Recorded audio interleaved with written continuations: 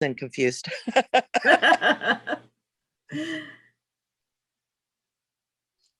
Sorry, I'm trying to count. Good morning, everyone. Good Good morning. morning.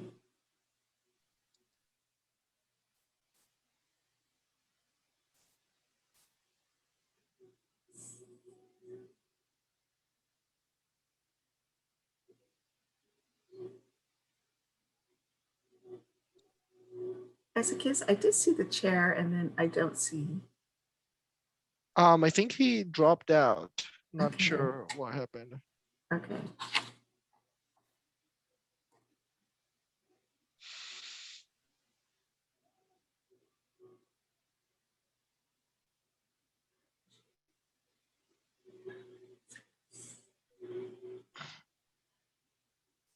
Hello, committee members. This is Dee. As we wait for the chair to log back in, I just want to let you know for conversation purposes that we do have quorums.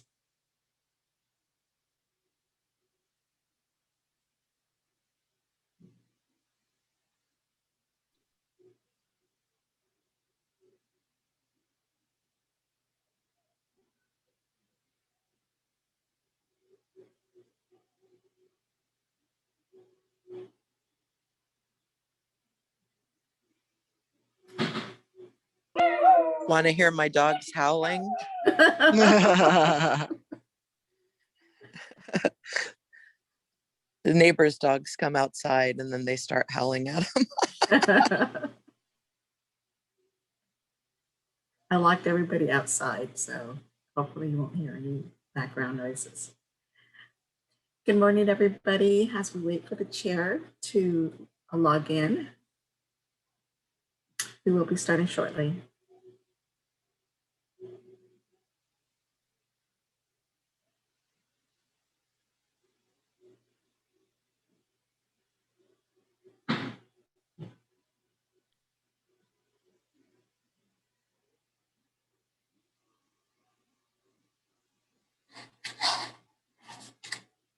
There he is. Joining now.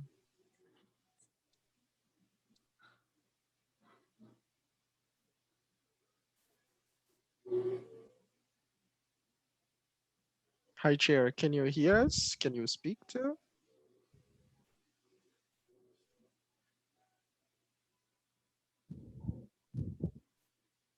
Hello, Chair.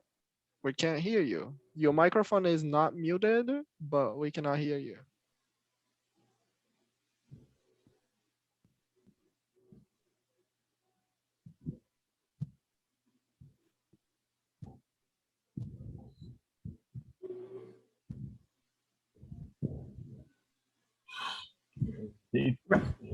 Robert? Yes, sorry.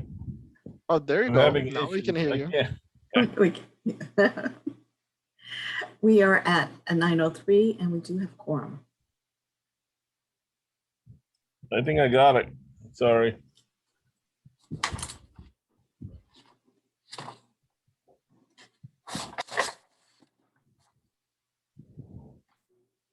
This is not what I expected it to be. Sorry.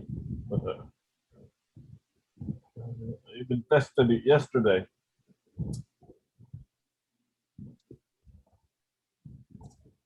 Come on, please.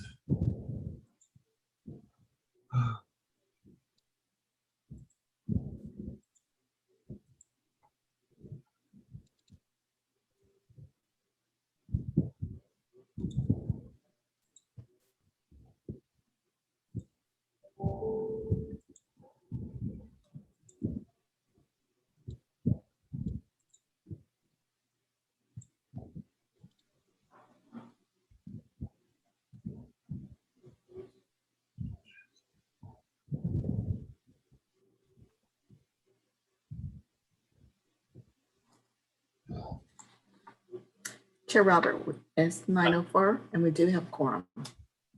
Yeah, please. Hold on just a second. Okay. Ay, ay, ay, I hate this.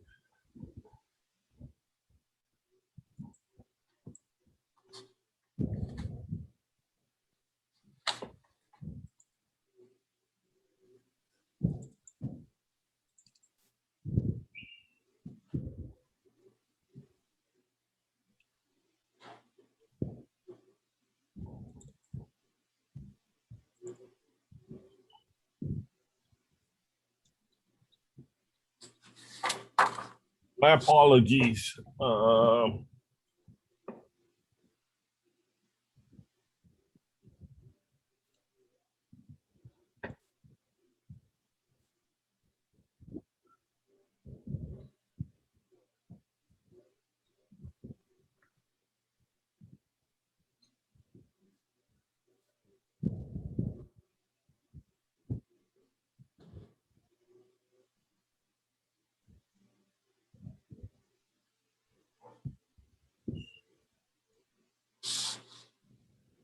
Gosh darn it, Robert.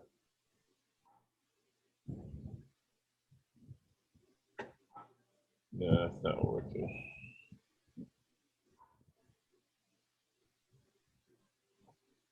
Good morning. My apologies. I was trying to get my video to work, but it's apparently not gonna be happening. So, do we have a quorum? Yes, we do, Chair. Thank you everyone for attending today's meeting and tomorrow's meeting. I would like to call this meeting to order. We appreciate everyone's time to participate in the interview and the development of priority listing for Section 5310 funding program. As a reminder, the meeting is being recorded, so and live streamed. Please keep that in mind when making your comments. A reminder that chat items are also part of public comment record. As we continue to meet virtually, a roll call will be conducted for introductions and all action items. Dee will now conduct the roll call. Thank you, Chair. I will now do a roll call for introductions.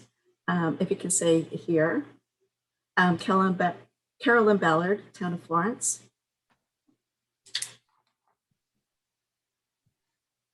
Unmute your mic and say here.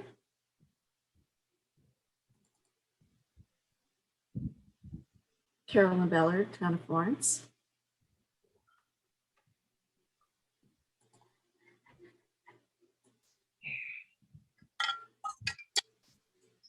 Here.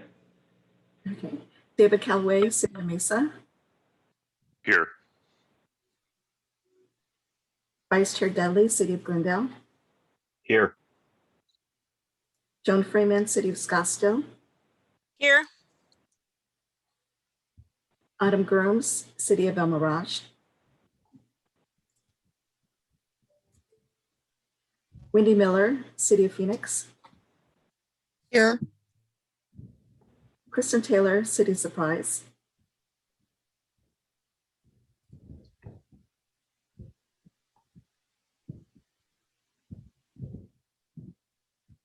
Kristen Taylor, City of Surprise.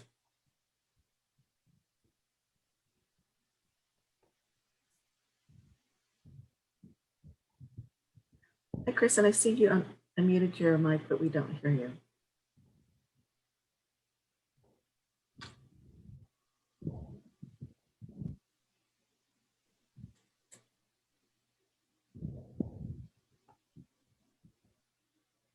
Kristen Taylor, City Surprise.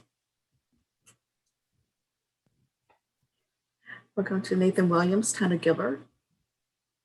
I'm here. Okay. And we do have Chair Yabes. And Tom Sure. Young. Thank you. Kristen Taylor, I do see that you are online and your Can you mic. hear me yet? Yes. Yes. Okay, there we go. Thank you. Sorry, I'm here. Thank you. And we were notified that Tom Young would not be able to make it this year for the evaluation process. We also just inform you that Kim Perez is no longer on the committee. So thank you. We do have quorum. Thank you, everyone. Please remember to mute yourself when not speaking, unmute when you are wanting to speak. When making a comment, please identify yourself when speaking. Now, on our first item, call to the audience.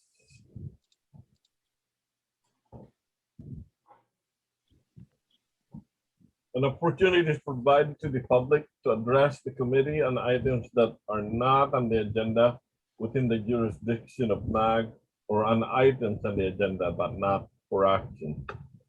Please note comments received for agenda items posted for action will be read at the time the item is served. Didi, do we have any any comments? No, Chair Yabez, we have not received any comments. Thank you.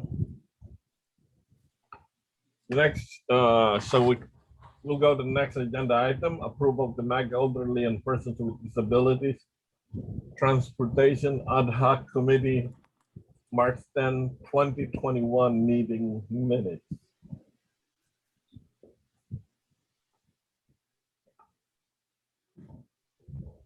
Has anybody had a chance to review the minutes? Are there any changes?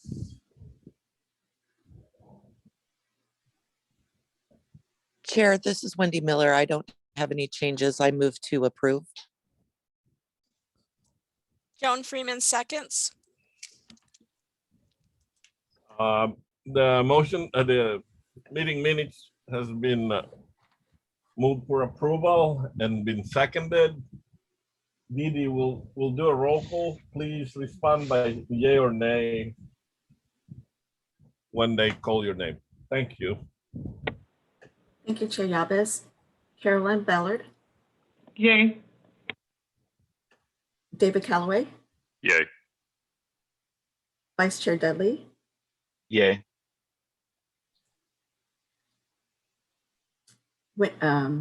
Kristen Taylor, Aye.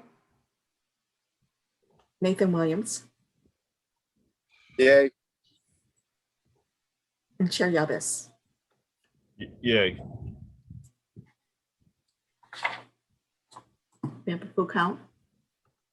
That's it? Mhm. Thank you.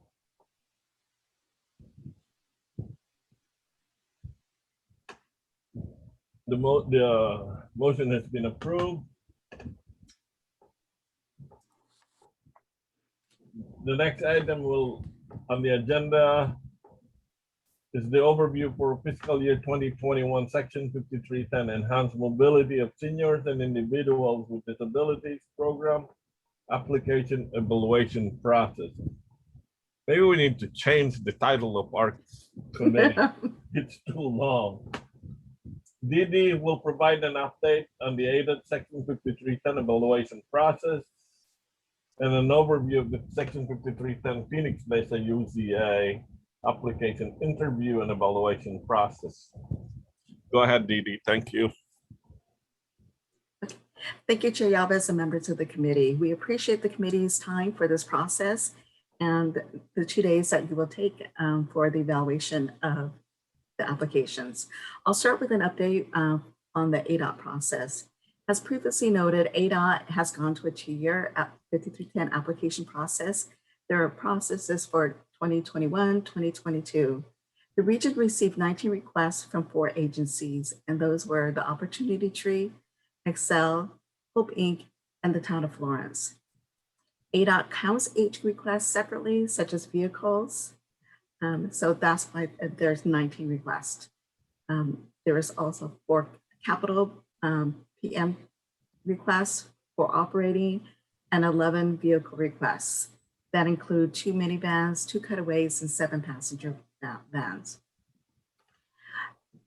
ADOT is currently in the review process for the MAG region. We have a panel of 3 that includes myself, Wendy Miller from the City of Phoenix, and Ezekiel Zolcha from MAG. We are to submit our evaluation scores by this Thursday. Our scores will go into the MAG evaluation, will go into ADOT's evaluation process for recommendation. ADOT does make the final funding recommendation. The state is being represented by one mobility manager, and that representative is from the NACOG region. Are there any questions? Okay. Thank you. I'll move on to our process. This year we received apportionments under CRISA and the American Rescue Plan. I'd like to thank Wendy and her support for integrating these programs into our 5310 process, which is the same process that ADOT is taking for the CRISA and the American Rescue Plan. They're integrating the funding apportionments into the 5310 program this year. We have 24 agencies who've applied with 44 project requests that we will be interviewing. Today, 16 agencies are represented. We do have 2 new agencies that applied this year. They are the Justice Center, who will be presenting today, and Pearl Transit, who will be presenting tomorrow.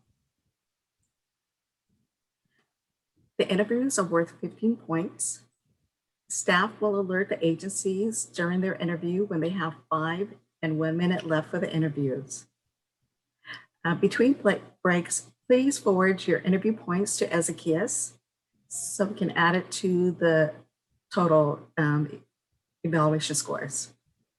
There is an opportunity, as always, to revise the scores based on the interviews today and based on the information presented. This concludes my overview. Are there any questions today? And I'd like to thank those committee members who have gone through this process a couple of years, and we greatly appreciate the feedback to make this a smoother process. Again, that concludes my presentation. Are there any questions?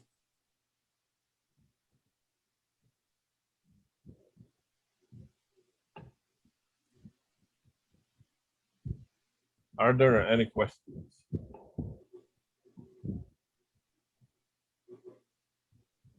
Having heard none, let's go to the next agenda item. Agency interviews.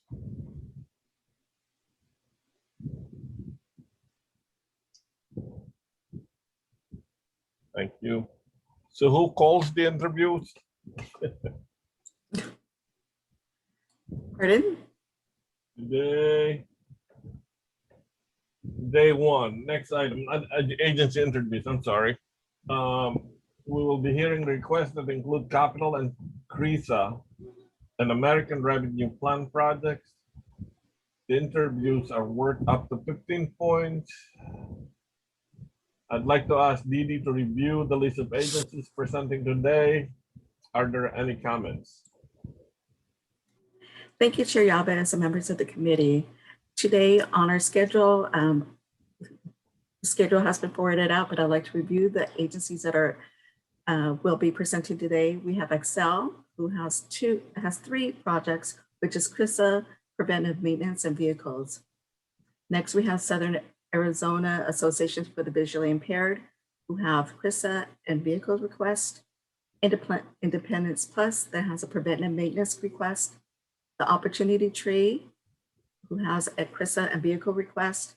One Step Beyond, who have a CRISA, Preventive Maintenance, and Vehicle request. Then we have Hacienda Healthcare with the CRISA and Preventive Maintenance request. United Cerebral Palsy of Central Arizona with the Preventive Maintenance request. Valley Life with the Vehicles request. Beatitudes Campus with the CRISA and Preventive Maintenance request.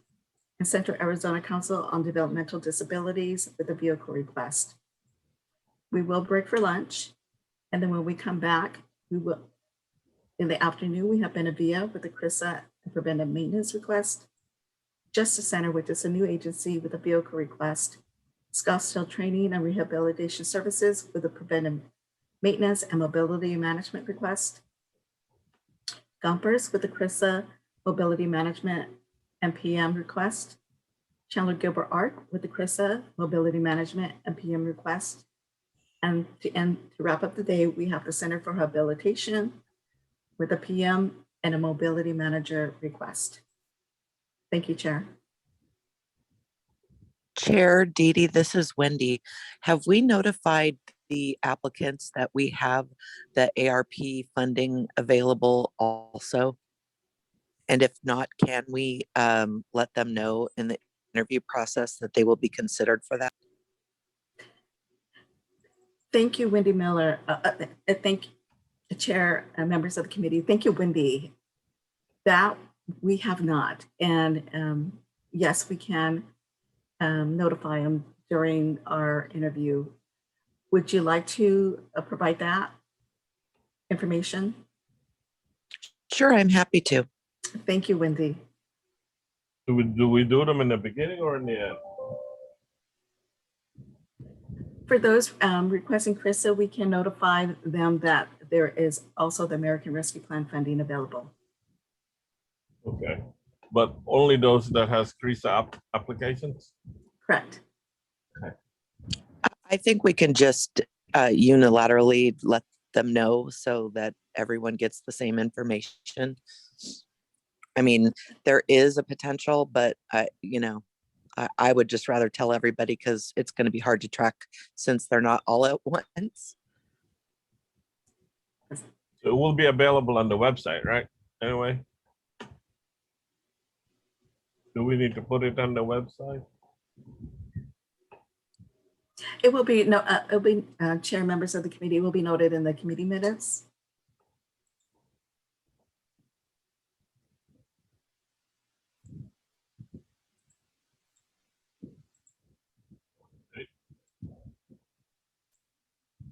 And that concludes.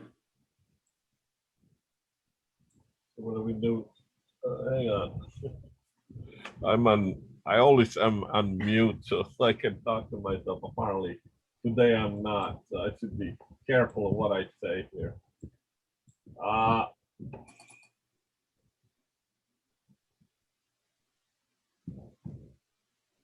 We're running late, so we're not going to be breaking before the first interview. Is that correct?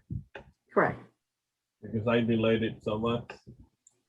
My apologies. So is everybody ready and shall we begin? Yes, we're ready. Ready. Let's do it then. First interviewee is Axel.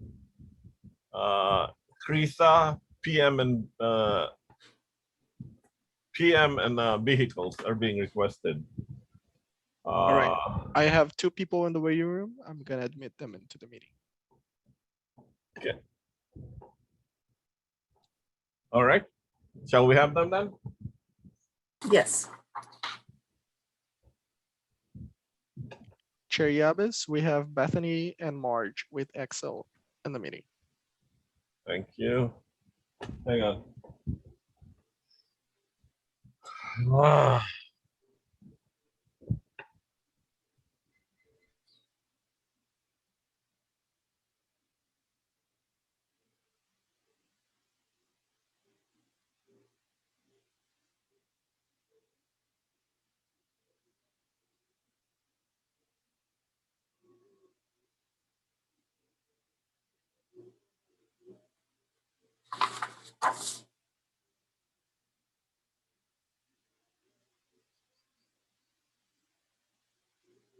Chair Yabes.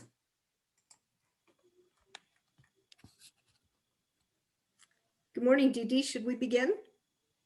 Yeah, I'm sorry, my mic and my computer is having issues. Can you give me 2 minutes just to make sure I don't lose anything? Absolutely.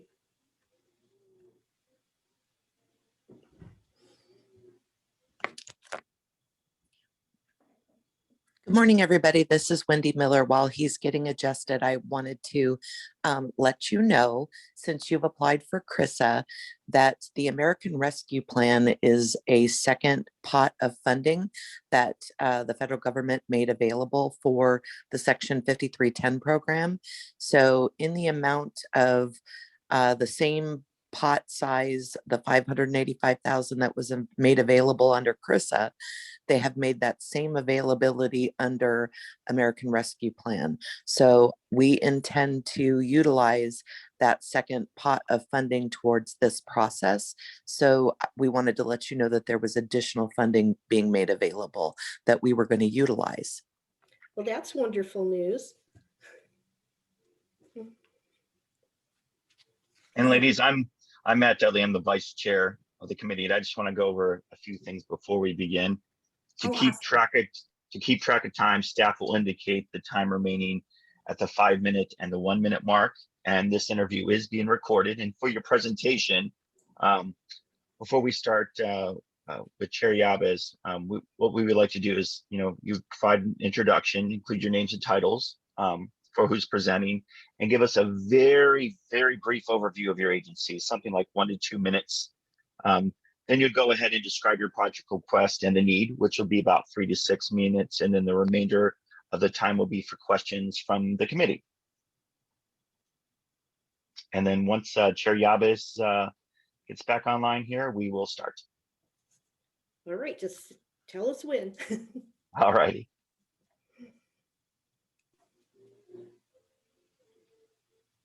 Please go ahead. I can hear, I just can't. Okay, well, we appreciate your time. I'm Marge Cook. I'm Director of Grants for Accel, and I believe, I cannot see, but I believe with me is Bethany Eggleston, our Advancement Manager.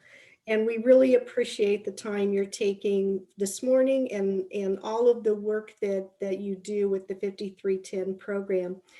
Accel is a 41-year-old agency in our community. We provide K-12 educational services for students with severe autism and multiple disabilities on behalf of school districts. We also operate BESTO, an autism clinical center, where we provide early intervention and school readiness program for children to prepare to enter into public school kindergarten. And we also have our adult services program, which you are more familiar with. That's the program that uses the 5310 vehicles that you have provided for us in the past, and we really appreciate those. They're making a tremendous difference for our community adults with severe disabilities. I don't know if you're aware, but adult services were considered an essential service during COVID, so we never stopped operation. We did, our numbers of participants dropped because some of our participants chose to stay home and not come to the center. But we still made every run and used every vehicle every day because of the limit of number of people we could put on the van. We had to use all of the vehicles that you've provided every day. The only thing that was cut was were the midday runs that we would go into the community for community experiences and taking our adult clients to their job sites and job training sites in the community. Those were somewhat trimmed, so we didn't do as many runs in the middle of the day, but those vehicles were fully used every day. That allowed us to serve adults that would not have any other service and may be having to stay at home all day, every day. And it also made it possible to provide appropriate transportation to some of our adult clients that were using transportation that didn't meet all of their needs. So your support has made a huge difference.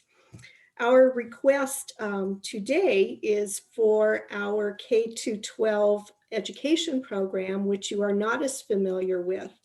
You may not be aware of this either, but we did close down when schools closed in March 2020 and went to 100% virtual instruction throughout the remainder of that school year. But we started full services in person on campus in August of 2020 because that was mandated by the Arizona State Department of Education for students with severe disabilities, which are the students that we serve. Right now we're serving students, 64% of our students are minority students, and 52% of the students we serve receive free or reduced lunch. We believe about 70% would qualify, but many of our families don't use the school lunch program because of dietary restrictions, so they don't apply for those services. And being that we serve public school students, we cannot request income information for them. At this time, however, we've started to serve more and more scholarship students because of the additional scholarship opportunities in Arizona. And now 19% of our students attend on scholarship. The difficulty for them is all of the students that are placed by districts. The school districts provide transportation to and from school each day. These children on scholarship do not qualify for school district transportation because they aren't placed by the school districts. So the parents have to bring them to school and pick them up every day. There are many kids that need the program services that we provide because they are highly specialized services for the low incidence populations, our students with the most severe disabilities. But if their parents are not able to provide that transportation every day, they cannot attend Accel because they require very specialized transportation as well as supervision all day, every day.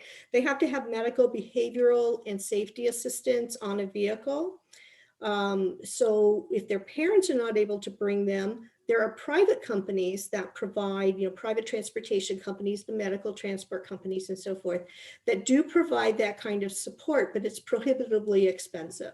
So basically children that could otherwise access the services they need on scholarship funding are not able to come because we have no transportation services in our school program. So our request today is to start to remedy that and be able to have vehicles to provide that morning and afternoon transportation for students that do not have it. Provide the transportation for current students whose parents would very much like for us to provide that transportation because it's a hardship on their family to make that run every day. But also those vehicles would be used in the middle of the day to take students into the community for community skills training and into the community for job training. We know that we're going to be able to fully utilize these vehicles because school districts are also always asking us, cannot you develop some transportation programs? Because many times districts might only have 1 or 2 students. They don't have smaller vehicles. So they're driving clear across town in a full-size bus with 1 or 2 children. And that is a real hardship on their transportation departments. So we will be able to use these vehicles at capacity by offering transportation to some of those districts who are in a real hardship for transportation. Basically, this program meets the criteria for 5310 because it fills a gap where the current options are either insufficient, inappropriate, or unavailable. And we are requesting 5 raised roof vans with a lift to be able to provide that transportation. So thank you very much for the opportunity to tell you about our program. So what else can we tell you?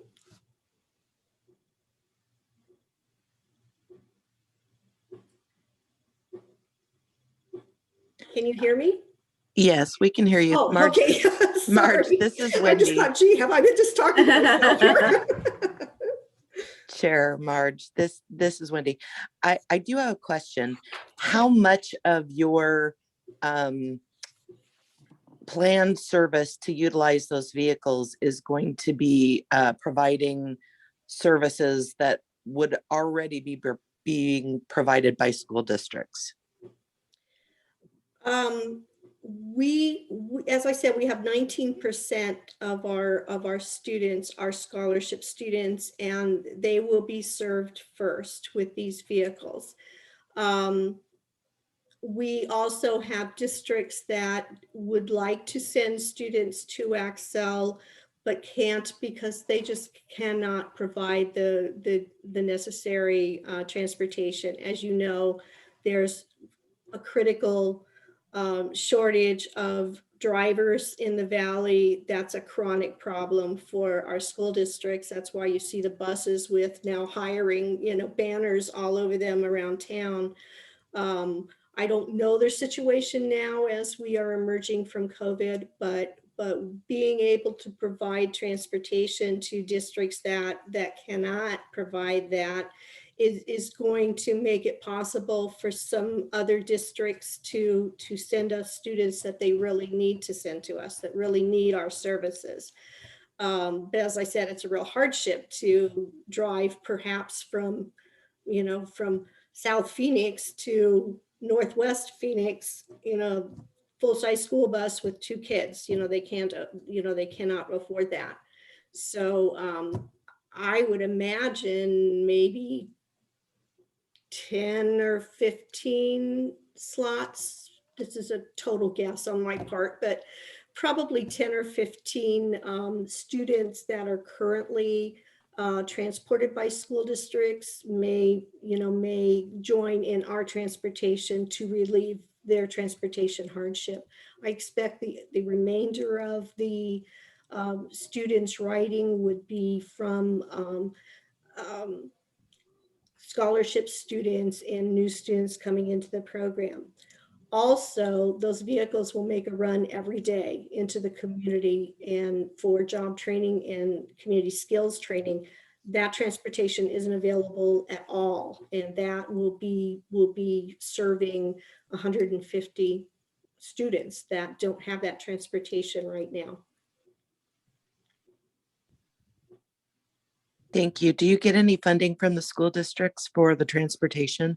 I believe we will. We're not providing that at this time, but generally agencies have a separate charge that if they offer transportation and the districts want to, that's in addition to the tuition. But I don't really know what our arrangements are going to be.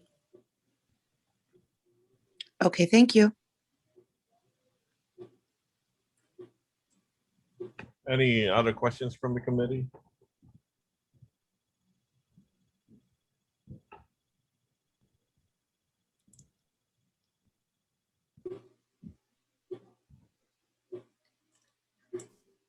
Matt, do you have a question? No, I'm good, Chair. Thank you.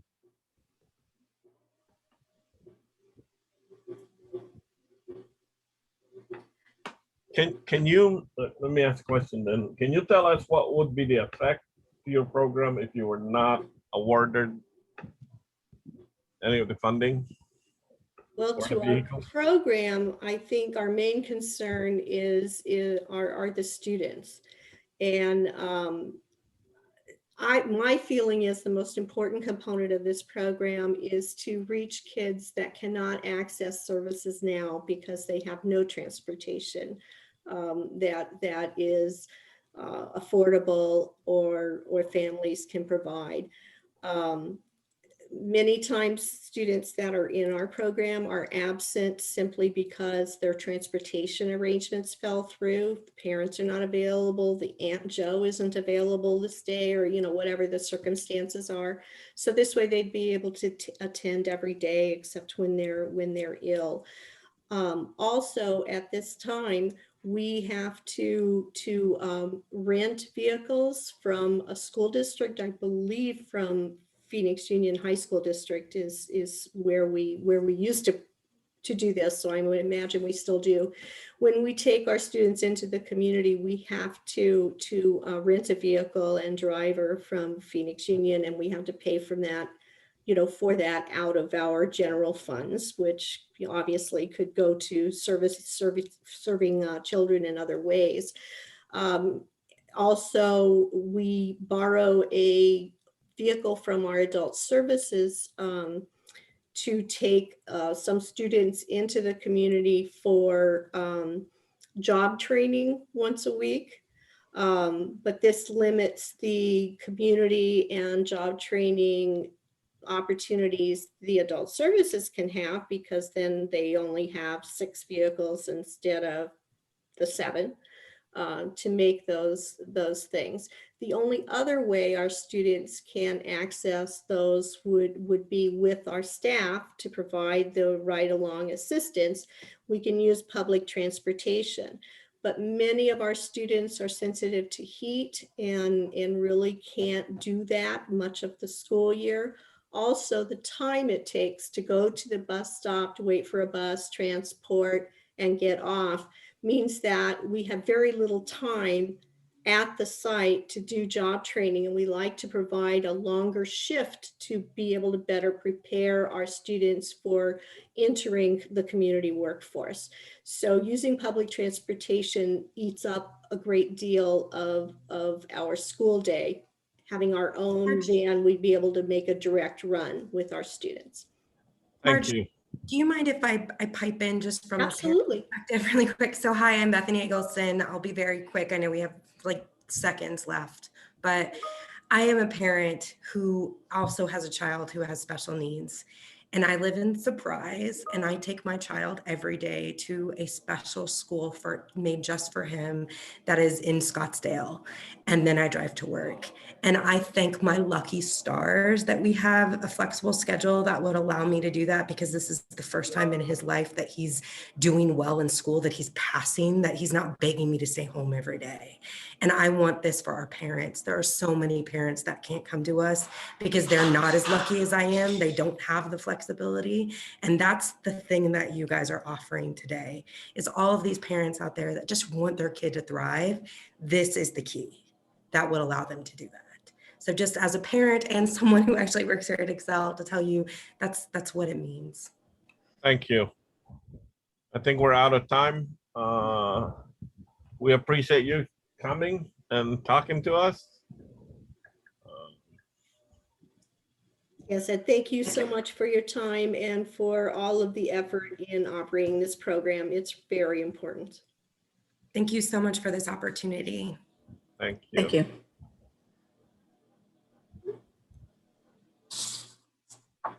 Thank you. Our next agency is Southern Arizona Association for the Visually Impaired. They have a CRISA and a vehicle request. And we have 2 people, and I'm gonna let them in now. Southern Arizona.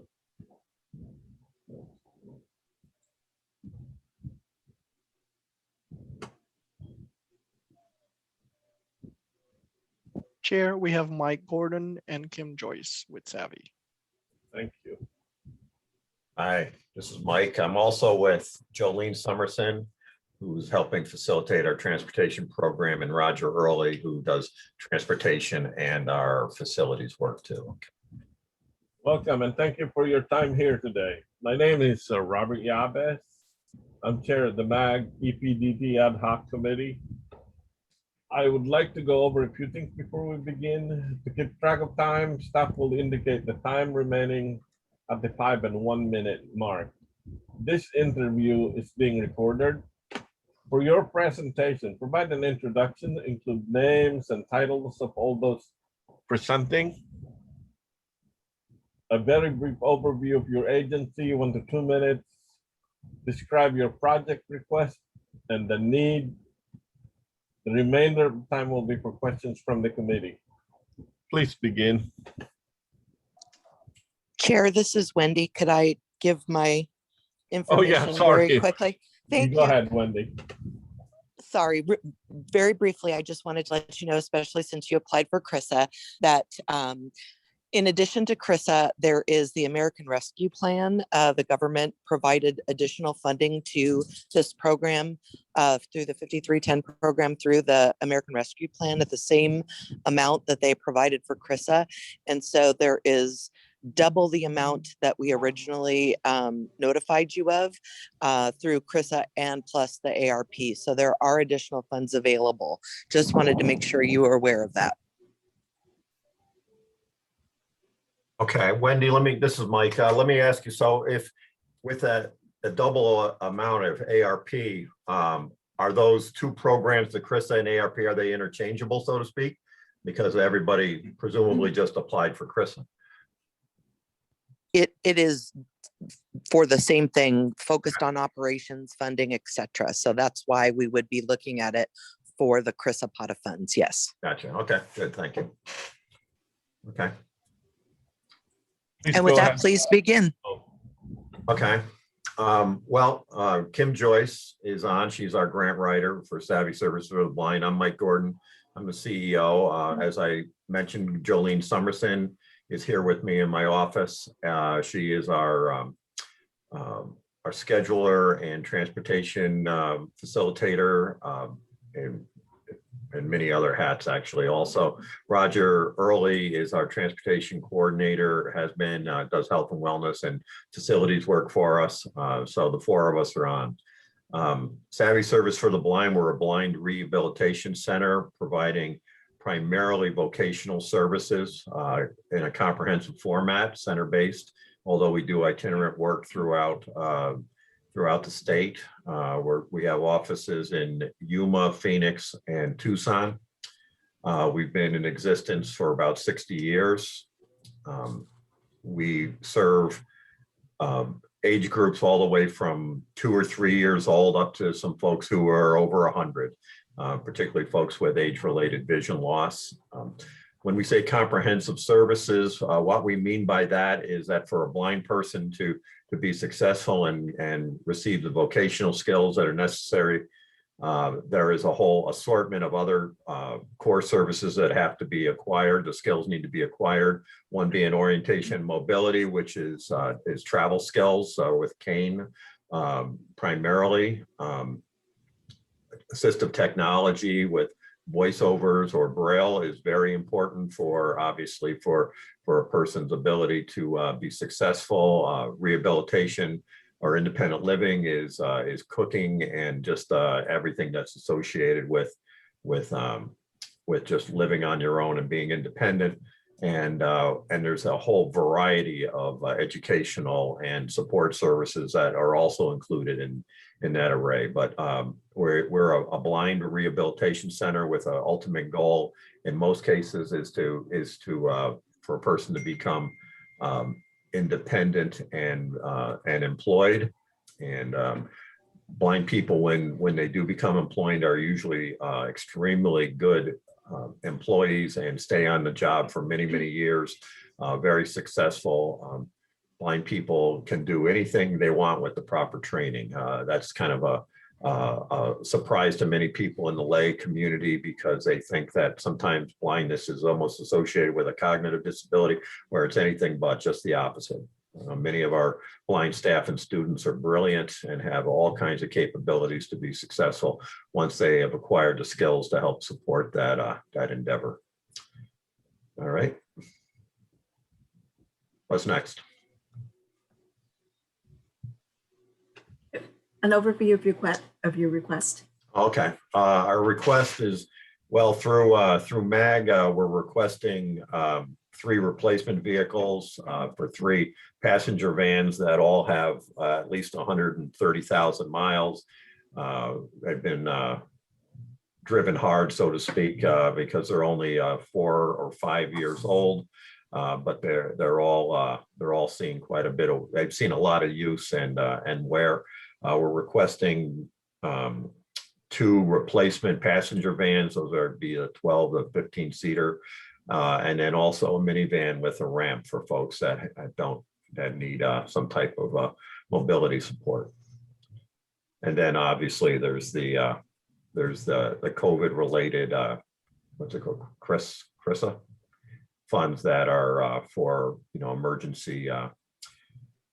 Everything that's associated with the COVID, with the safety measures and transportation.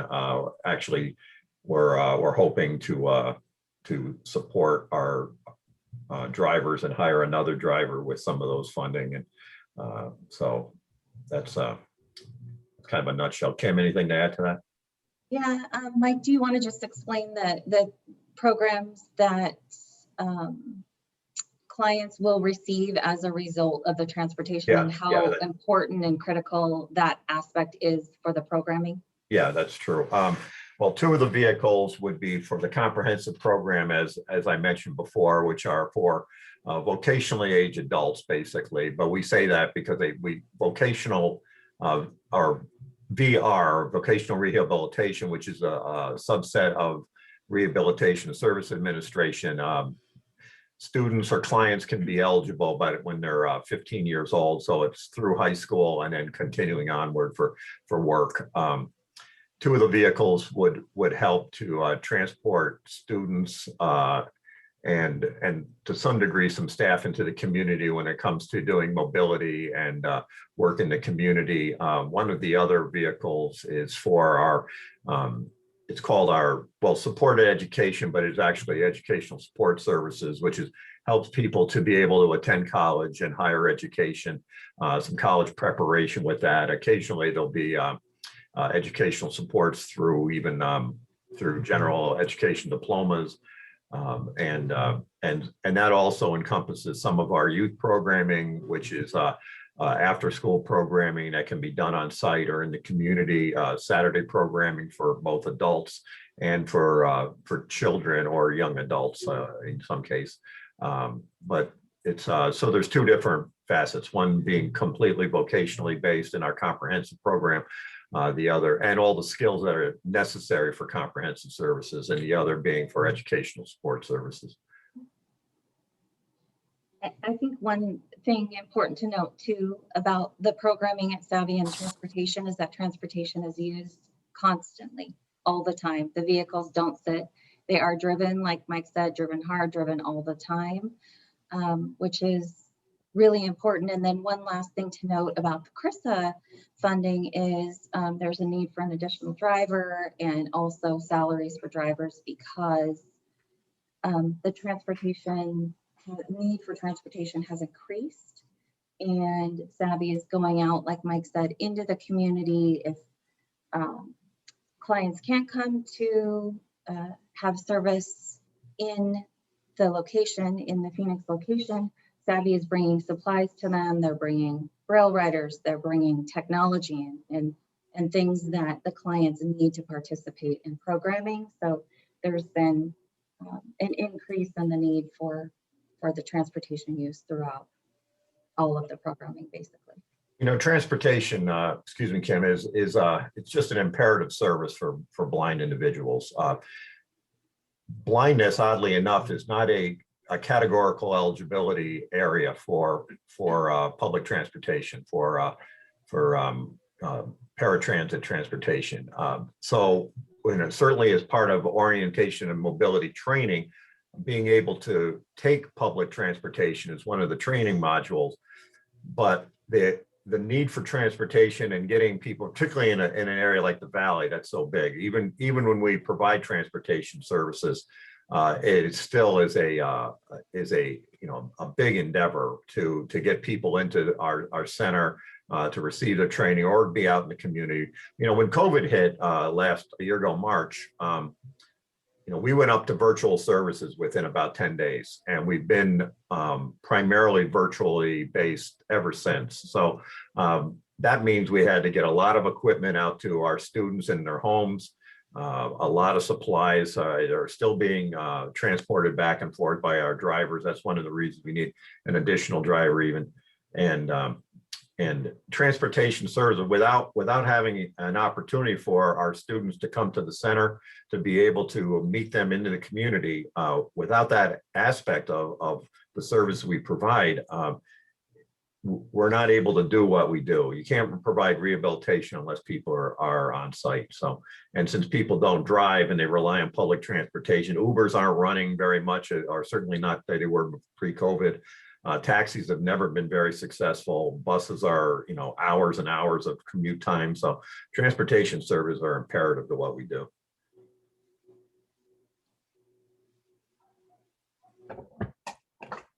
Anything Thank else? you. Okay. Thank Chair you. Yabis. Yes. Let's begin with questions from the committee. Are there any questions? Chair Yabis, this is Matt Dudley. Go ahead, please. Mike and Kim, could you just tell us a little bit about the impact to your agency if you did not receive these funds, either the impacts to your vehicles or the CRISA funds? The impact to our vehicles, I don't quite understand what that means. For instance, like if you didn't get these funds to replace the vehicles, could you tell us maybe about the quality of life that would occur either to these vehicles or to the people that you provide service to if you did not get the funds to replace these vehicles? Well, the quality of life to the vehicles, interesting. I mean, they have 140, 135,000 miles. You know, driving around in 115-degree heat is a big safety concern. I mean, we keep them up really well, but at the same time, you know, I have a major concern about the safety of our students and our staff, and you know, gridlock traffic and all, you know, so you know, we could maybe try to utilize them in short move service, but in the valley, how much short move service do you have? You know, as far as the impact on our students, it's vast. You know, as I just explained, you know, the need for transportation is imperative, more so than in most areas of rehabilitation. Our students and many of our staff, we have about probably 40 to 50% of our staff are blind. And so, you know, the idea of being both in the community and on site are, you know, I can't express how important it is. And so without vehicles to get people in, it's, you know, we made it a priority for our agency in one way or another to somehow, you know, offer center-based services. So it's not fragmented with individual vendors in the community, just as being the sole mode of service presentation. So, you know, without vehicles, it means people are having hours and hours of commute time, or they're, you know, we're juggling everything we do, and they're spending as much time trying to get to the site as they are in any kind of training.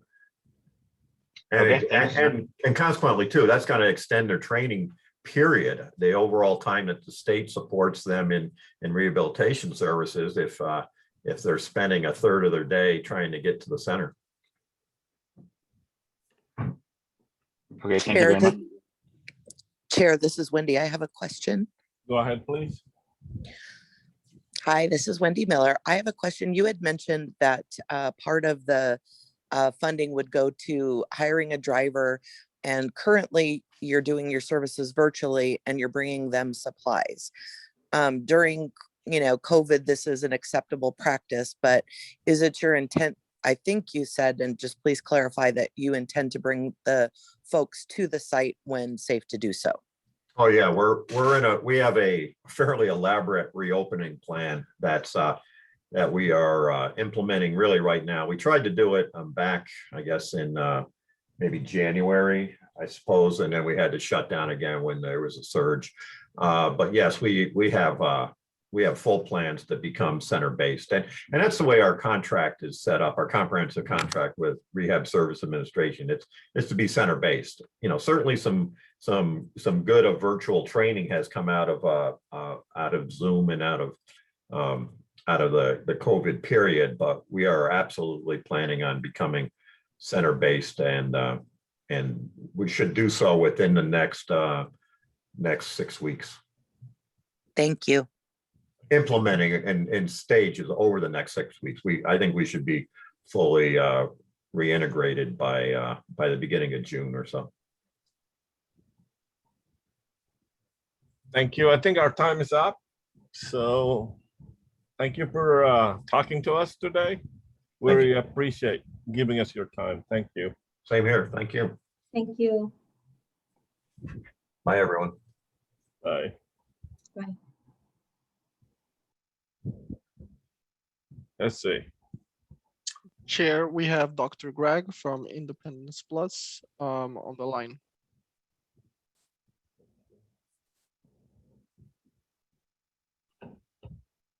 And also Didi is back. Didi is back. Yeah, She she had disappeared? dropped out. She disappeared, but she's back right now. And we have Dr. Greg with Independence Plus. Good. All right. Have them.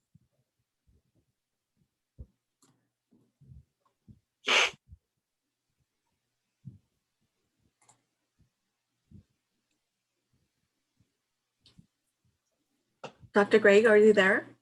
Yes, can you hear me? Yes. Yes. So you are on the phone? I'm on the webcam. Okay. Can you see me? Nope, not yet. Is there a button I have to click to? Should be on your side. I just requested you to show your camera. Not sure if you received the notification for you to start the video. There we go. Now we can see you. Here I am. There you go. All right. Are you the only one, sir? Yes, I am. Okay. Welcome and thank you for your time here today. My name is Robert Yabes. I'm chair of the MAG-EP-DT ad hoc committee. I'd like to go over a few things before we begin. To keep track of time, staff will indicate the time remaining at the 5 and 1 minute mark. This interview is being recorded. For your presentation, provide an introduction, include names and titles of all those presenting, a very brief overview of your agency, describe your project request, and the need. The remainder of time will be for questions from the committee. Please go ahead. Good morning. My name is Dr. Gregory Trianafillo, and I am the Associate Director here at Independence Plus. We are a day program for intellectually and developmentally disabled adults located near 35th Avenue and Thomas in the West Phoenix Valley. We have 5 different program areas based on abilities and presently licensed for 60 members by the state. Our niche is working with total care individuals. We have very dedicated employees, and some of them have been with us for 15 years or more. Presently, we have 5 vehicles that have been funded through the Section 5310 program. Transportation is a large part of our organization because it allows us to bring individuals back and forth from their homes, as well as take them to outside activities such as movies, Zumba classes, and Special Olympics. Our individuals are not capable of taking public transportation on their own. Obviously, the pandemic has greatly affected our program attendance and outings. Hopefully soon, things will start getting back to normal over the next few months. Maintenance of these vehicles is of utmost importance, and that's why we're seeking a capital preventive maintenance grant in the amount of $9,000, where our portion would be 20% or $1,800. We need to keep our fleet in good running order. We are a small agency and every dollar counts. Despite PPP loans and other loans, it has been a financial struggle to keep afloat, and we plug along month after month. Unlike other agencies, we do not have a moderate reserve account to fall back on. Reimbursement for vehicle repairs is a godsend, and we appreciate all the help Section 5310 can provide and has provided this past year.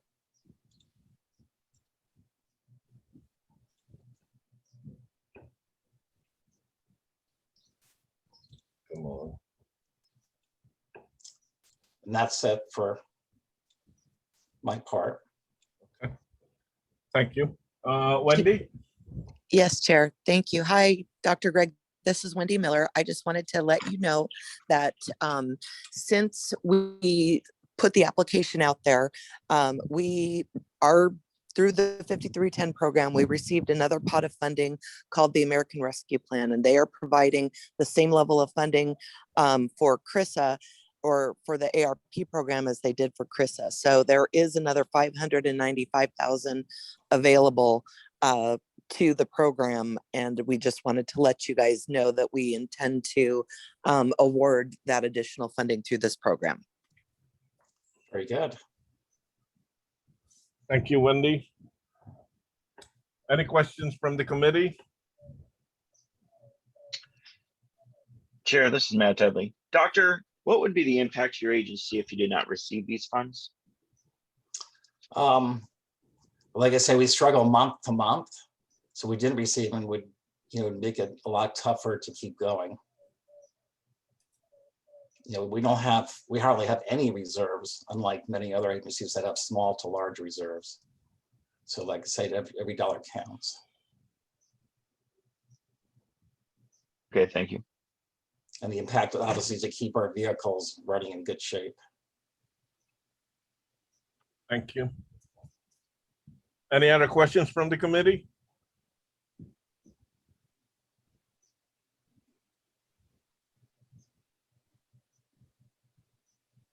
I hear none. Is there anything else you want to add, sir? Anything that I want to ask? Add. Add? Yeah. Nothing. You're not allowed to ask questions. I'm the one who's asking the questions here. Thank you, though. If Thank none, you. that's fine too. I mean, we're not. Yeah, nothing for me to add. All right. Thank you, sir. Thank you for coming to the interview. We really appreciate your time. Thank you very much. Thanks. Thank you. There you go. Thank you. Chair, members of the committee, I apologize. I'm going to put my video on mute. My internet I'm having issues also. Chair Robert, Yavis. The next presenters is Independence Plus. Oh, no, the next presenter is Opportunity Tree. They have a CRISA and vehicle requests. Thank you. All right. Are they ready by any chance? And I have just admitted into the room Kelly. Yeah, I have admitted Kelly and Taylor to the room. Good morning. Good morning. Oh, come on, please. Sorry, I'm having internet problems. I did pay Cox though. You never know when they want to cut my service off. Anyway, thank you for welcome and thank you for your time here today. My name is Robert Yaves, Chair of the MAG EPDT Ad Hoc Committee. I would like to go over a few things before we begin. To keep track of time, staff will indicate the time remaining at the 5 and 1 minute mark. This interview is being recorded. For your presentation, please provide an introduction, include names and title of all those presenting, a brief overview of your agency, describe your project request and the need. The remainder of the time will be for questions from the committee. Please go ahead. All right, well, thank you for having us. My name is Taylor Butchery. I'm the Manager of Cultural Programs and Community Engagement at the Opportunity Tree. I'm joined by Kelly O'Toole, our CEO.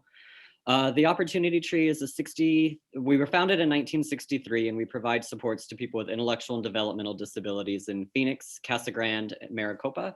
We're also opening a new site in Avondale this summer. We have 4 mainline programs. Our DTA program focuses on building soft skills, socialization, recreation, things of that nature for adults. We have a 2-tiered employment program, which offers employment opportunities to our members here on site to gain employment skills to then hopefully transition to our group supported employment program, which offers integrated employment opportunities for our members in the community with several community partners, such as ASU, Grand Canyon University, Frank Lloyd Wright Foundation, among many, many others. We have a youth program that provides supports to youth ages 14 and 22, as well as their families or caregivers as they transition out of the school system, just hopefully maintaining those supports after they become adults. And then we have over 30 community living settings throughout Maricopa and Pinal counties. So those are group homes or independent living arrangements where we host members to live in homes licensed by us through the state. In addition to that, we also have a creative arts program, which integrates with all of the other programs, offering art classes to our on-site members, employment opportunities in our digital studio or with the Frank Lloyd Wright Foundation, and online creative aging classes for our members in our community living settings.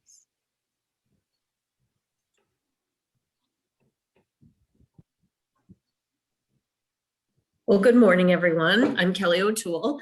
I just want a little clarification. So we applied for the MAG vehicles and we applied for the CARES money. Do you want me to present on both or just one? Please present on both. Okay, thank you. Well, I'll start with the MAG vehicles. As you all know, we're fairly new to MAG. I've been at the agency for 4 years, and when I got here, we first started getting vehicles. Our fleet, this year, we're asking for 5 vehicles. It's been a rough year with the pandemic, and it has showed us where we do things well and where we have some challenges. And one of those challenges is with our vehicles and our transportation. As you know, the people or the adults and youth that we support, transportation is the biggest hurdle many times for them accessing the community and programs. So our ask of the 5 vehicles is we would like the 2 cutaways for our site-based programs here in Phoenix. We've realized that we need to social distance and we have many runs. And so with the bigger vehicles, it helps us to get to socially distance, and also they're accessible. Many of our vehicles in our fleet were not accessible, and it is cost prohibitive for us to go out into the market and buy them. So we've also asked for 3 minivans with lifts, and these are primarily for our residential settings. A lot of our members are aging and are finding themselves being in, having to use wheelchairs now. And also a lot of our members post-pandemic have decided that they would like to stay home. So by doing that, what we were doing was we were bringing our residential vehicles in and kind of using them in our day program. So now with these members at home, we need to have vehicles there 24/7 for them to utilize to be in the community, to go to doctor's appointments, medical appointments, etc. That I think is all. Well, and also too, I wanted to mention, we are opening up our Avondale site and we also apply for CAG vehicles as well. So what is happening is you are aware of the lag time with getting the vehicles. So we've reallocated some of our fleet, which are not MAG vehicles, out to Avondale to use until we're getting the CAG vehicles. The next project that we asked for 2 positions to be funded for our operations department. Currently, the one position, the transportation or the operations technician, is currently on staff. And they basically make sure, run all the maintenance on our vehicles. They help us with all the reporting to make sure all the paperwork is being done, especially for the MAG vehicles with the trips, counting that. The operations or the transportation coordinator that we're asking for, one of the things we realized as we were in this pandemic and post-pandemic is we are not really well at how do I say it, figuring out which routes are the most feasible for us to use. So if you can imagine, we have 30 residential sites. We have over 100 people coming to program every day. And so it's kind of a Tetris game at times to figure out, where we pick them up, where we drop them off, and then add the youth program in that. So when our programs end here at 2, most of our youth come on the school bus here and they're dropped off, but then at 5:30, 6 o'clock, we utilize those vehicles again to take them back home. I think that's all. If there's any questions, I'd be happy to answer them. Thank you. Wendy, please. Yes, Chair. Thank you. Hi, this is Wendy Miller. I just wanted to let you know that since the application came out, we have received additional funding through this program for the American Rescue Plan in the same amount that was available for CRISA. So double the amount has become available for the same requests. So we just wanted to let you know that we intend to fund those programs through this application process, just to make you aware there's additional funding. Okay, thank you. Thank you, Wendy. Are there any questions from the committee?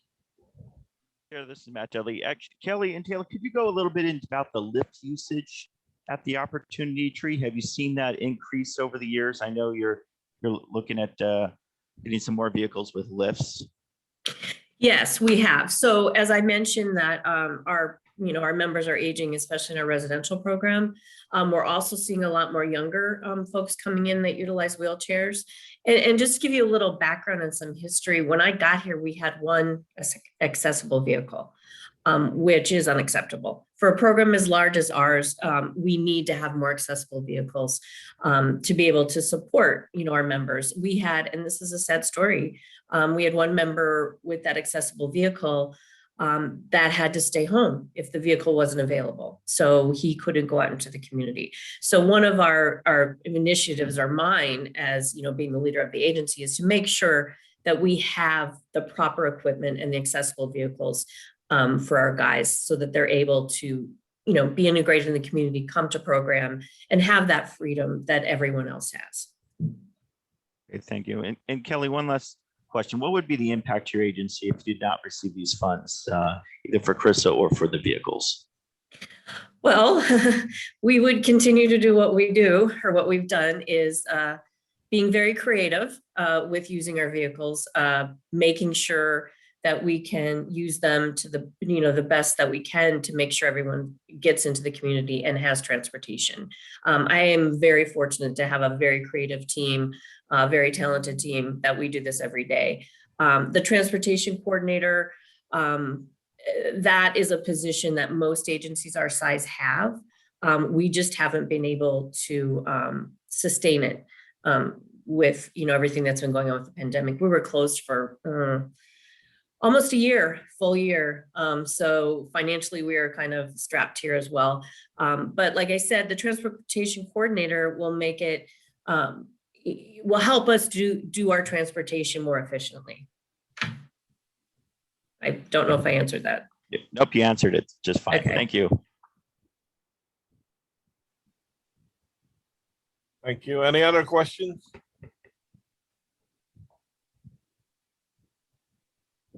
From the committee?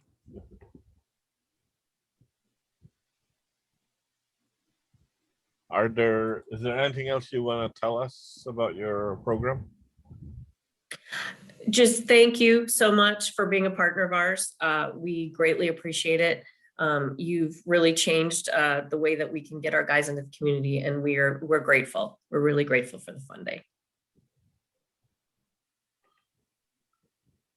Having no more questions, thank you for talking to us today. We really appreciate your time.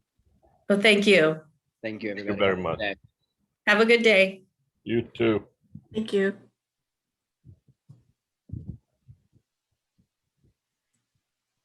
Chair Yabis, members of the committee, we are back on track on our time. Our next No thanks to me. Our next agency is One Step Beyond. They have a CRISA, a Preventive Maintenance, and a vehicle request.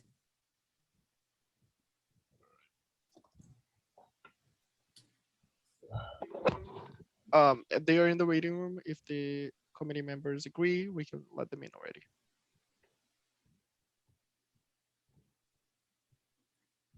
Chair Yabis, should we call them in? Any issues with the committee if we call them in? Nope, let's bring them on in. Yeah, Bring 'em let's in. do that. Thank you.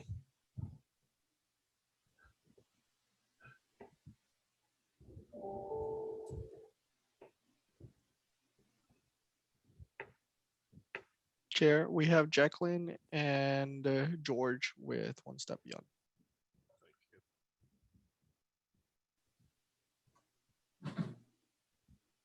Are they here?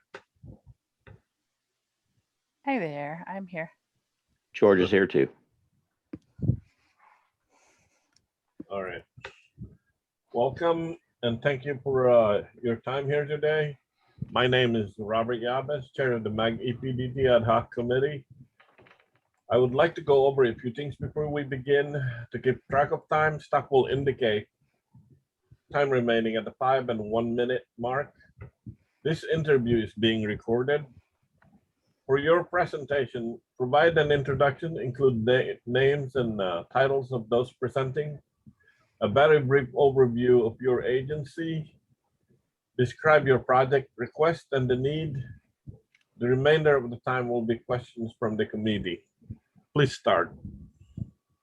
Well, thank you for inviting us to present this year. One Step Beyond Inc. has been going through a lot of transitions in the last couple years. I've been doing their grant writing. My name is Jacqueline Ehrenberg, and I've been doing their grant writing for 1.5 years now, almost 2 years come July. And the organization provides individuals with intellectual disabilities an opportunity to do something besides going to a day training program after high school. So we're talking individuals who are transitioning out of high school that are ready to do something to move on to be independent members of society. They may need some further job training. They may need to do some just some exploration of their personal self. So we have music programs and recreation programs and culinary programs and other life skills programs, as well as the direct vocational programming, everything from learning how to do projects in the centers to group supported projects to individual job coaching projects. And the transportation department is vital to getting the people to their job sites, to the centers where they get to do the different programming that they do. And without reliable transportation, these individuals would not be able to take multiple transfers on buses to get to the places they needed to be, and they're not able to drive on their own.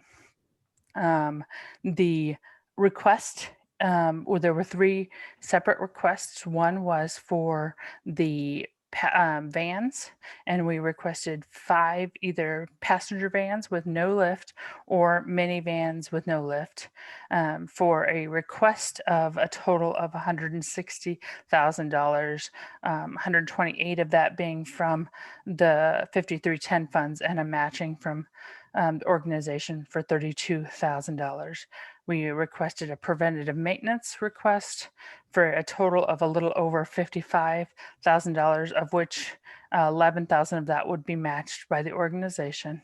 And we also had a Carrizo, which was a little on the higher side, and to completely understand that. And we addressed what the difference was between what we asked for and what we actually did not receive in revenue during the beginning of COVID, when we were not able to serve clients because we weren't able to transport them to the facilities. And I wanted to introduce the head of transportation. This is George. Thank you. It's good to meet with you folks today. I am the transportation director for One Step Beyond, and it is my responsibility to ensure a viable, safe, and effective fleet for One Step Beyond, to ensure that not only do we meet our transportation needs to and from program daily, but we also meet our recreational transportation needs during the day, and weekend activities as well for our members. One of the things I am trying to do since I came on board a little over a year ago is to make sure that anything dealing with transportation is efficient, effective, and extremely well cared for. I'm very progressive as far as being ahead of the maintenance curve on my vehicles. There's no way I want any of my vehicles being late for an oil change or anything of that nature, because as Jackie said, these are the lifeline of our members to and through program.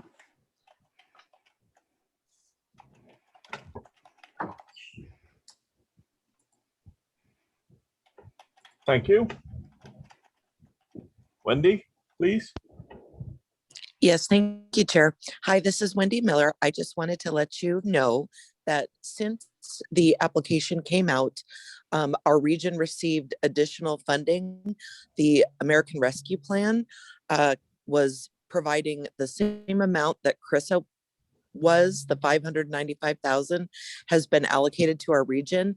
And so there is additional funding that we will be utilizing through this process. And I just wanted to make all the applicants aware. That's exciting news. Thank you. Thank you. Any questions from the committee member? Jackie and George, this is Matt Dudley with the City of Glendale. What would be the impact to your agency if you did not receive these funds? Well, we are definitely on a growth trajectory. While many organizations are scaling back their transportation, we are actually growing the number of members we have. So we're looking to add more vehicles to our fleet so that we can provide more routes and pick up more individuals to bring to our programming. So without that, we can't expand. Before COVID, and as you know, COVID's got a lot to do with everything these days. But before COVID, we were serving 500 individuals every single day here in Arizona, and we are at the halfway point right now. And as the members' families feel more comfortable, they will continue to bring them back, and we expect to be much higher than the 500 member level come next year, as long as we can expand our fleet and feel comfortable with the safe transportation of our members. Okay, thanks, And Jackie. Matt, if I can expand on that just a little bit. Okay. We actually have a waiting list at our campuses for members waiting to come on. Our issue currently is because of the post-COVID employment availability. We can't hire drivers fast enough to accommodate our growth. So we have established waiting lists, and as soon as we can get drivers on board and trained and qualified to transport our members, then we will be accelerating again. As Jackie said, we are definitely a growing and vibrant program. Okay, thank you. And George, actually, I have a follow-up. In terms of your software maintenance fee and the scheduling program, you gave a good answer, but I was kind of curious, what scheduling program are you guys currently using? It's called GeoTab. And well, that's what you're looking to use. We currently don't use GeoTab, correct. do we? No, we do not. We use an But Excel right document. Right now, I consider it, and I'm not trying to be flippant here, but we're using chisel and stone. Basically, we're doing it on Excel spreadsheets. It's very inefficient, and the issue is that because of that, we have a tendency to have what I consider a high error rate. If we miss one member coming to or going home from program, that we have to, change things around real quick to make sure that that member is picked up, then in my estimation, we are failing badly. So what the software that we're planning on installing and getting with us does for us is it eliminates a lot of that error and human error potential. Also, it provides me with real-time data as far as GPS as to where my fleet is anywhere in the valley at any given time within 3 seconds. Also, it tells me what the speed of that van is. It tells me if they're doing a hard brake, if they have, say, a fender bender, somebody bumps into them or they bump into somebody, I get an immediate alert. And that's the really nice thing about this software package that we're going for, is that legally they supply a package in the event that one of our vehicles is involved in an accident that provides all the accelerometer data as far as where the point of impact was, what the direction of the vehicle was, whether it spun or whatever the case may be.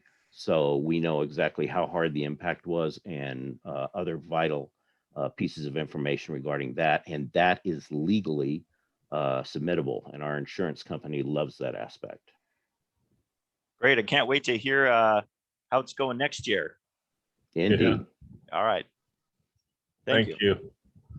Thank you. Are there any other questions from the committee?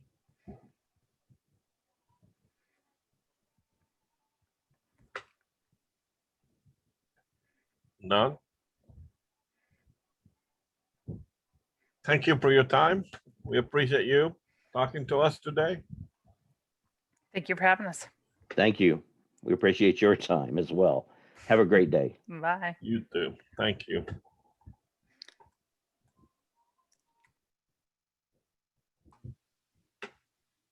When are the orders getting taken for food? I'm waiting. Email it. Thank you, chairs and members of the committee. This is our first year doing a full interview process with all of the project requests. So we greatly appreciate your patience during this time. We do have on our schedule a break to 10:45. We'd like to take a break now. If you could come back on about 10:44, that would be great. And then we can get started. We do have Hacienda Healthcare interviewing at 10:45. Chair. Thank you. You All saying right, something, Matt? Well, I mean, Chair they- Yabes. I mean, they're having issues. Yes, sorry. Oh, Go ahead. oh no, I just want, we are at 10:45. What? We're at 10:45 and our next interview is at 10:45. Okay. Let's get started then. Thank you. Okay. Our next agency is, I wonder if everybody is back. Let's do a roll call. Okay. Carolyn Ballard. If you can indicate if you're online. Here. David Calloway. Here. We have Vice Chair Dudley. Joan Freeman. Here. Wendy Miller.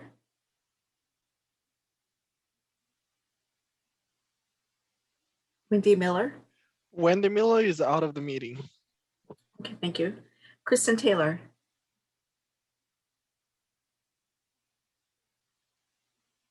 Kristen Taylor. Muted. Nathan Williams. I'm here. Okay. And we have Chair Yabes. And Wendy just joined the meeting again. I'm here, sorry. Okay, thank you. We do have quorum. All right.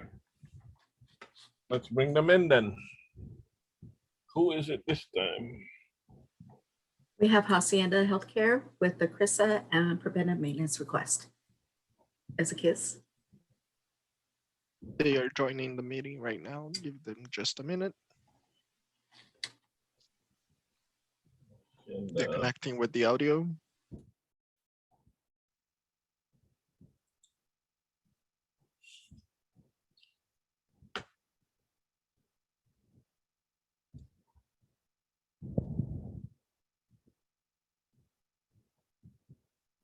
Still connecting with the audio. Sierra, are you there?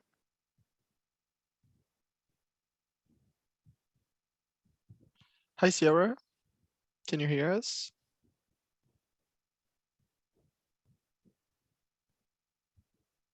Hear me now? Yes, now we can. Okay, good morning, everyone. good morning. Welcome and thank you for your, are you the only one? Or is there somebody else coming? I believe Jim Hopper was going to join us. But I We'll don't, give it- Go ahead. I don't see his name up there. Let me just send him a quick text message. If not, then we can go ahead and start. I'll give him a minute. Okay, 1 minute to be exact. okay. I'm counting now. He didn't think he needed to be on this, but I thought it would be good for him to be on it. So he may not be joining us, but I just sent him a quick text.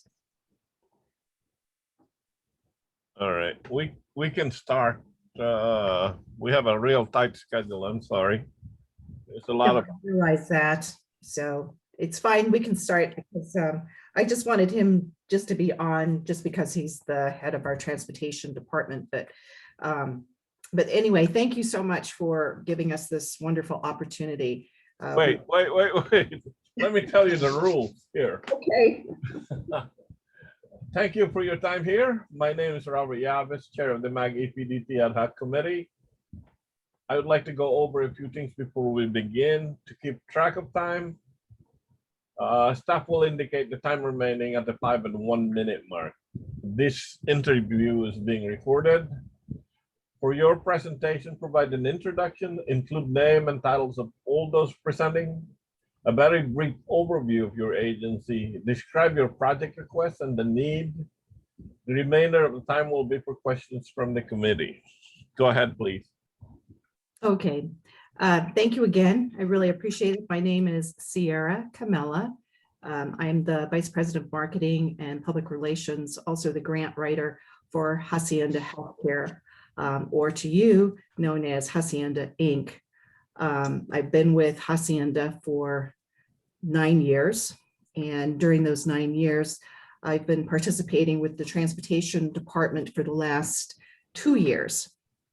Basically, what our company does is that we take care of medically fragile, chronically ill individuals that have profound physical and developmental disabilities. Approximately 3 years ago, we had a very robust transportation program because we had several companies under the Hacienda Healthcare umbrella. And so our fleet was quite large. We needed to transport our clients from our location in South Phoenix to their appointments with their doctors, but due to their physical and developmental disabilities, we had to have RTs, which are the medical personnel that need to be with them because of many of them, need oxygen and so forth. So we would take them to their doctor's appointments, we would take them on excursions, we would, take them to their homes for visits. But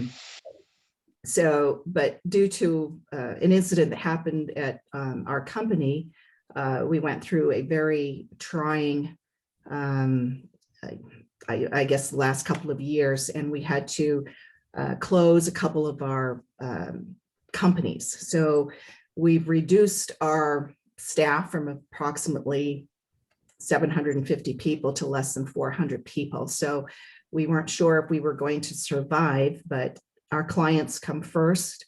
Our mission is to serve them. And of course, with the pandemic, that added to our many, many challenges. But over the past year and a half, we've been able to streamline our company. We had to, of course, stop some of our programs from operating because of the pandemic.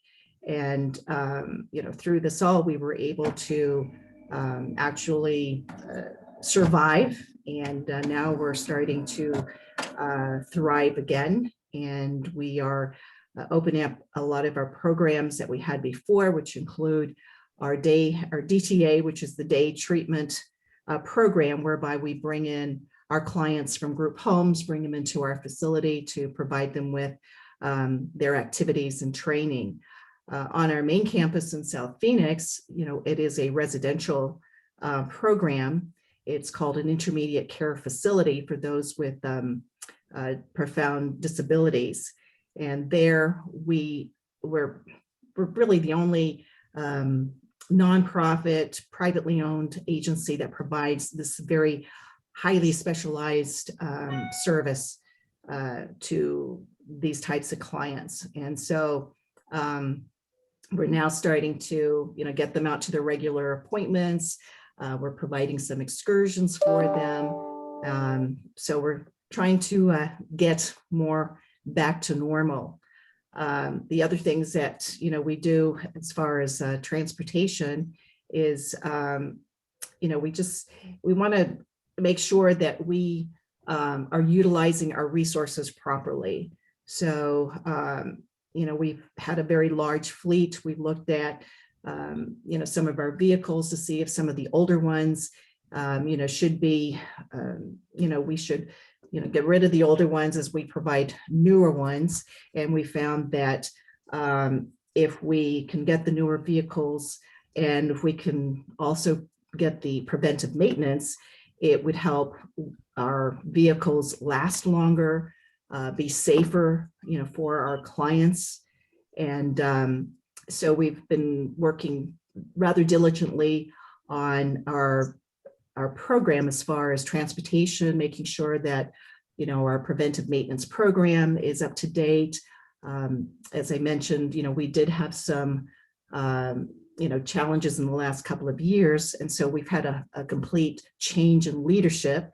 But I would say that, with our new head of transportation, we're on the right track, and I feel very good about, our leadership in our transport program. And we're excited about, getting out there and, providing more wonderful experiences for our clients and making sure that, they get to their doctor's visits, they get their home visits, and so forth.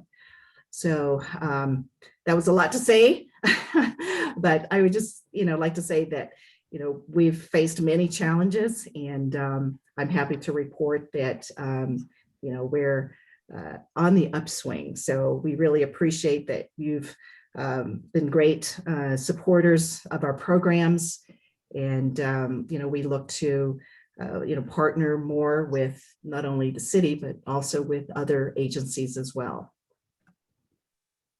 And if you have questions, go ahead. Thank you.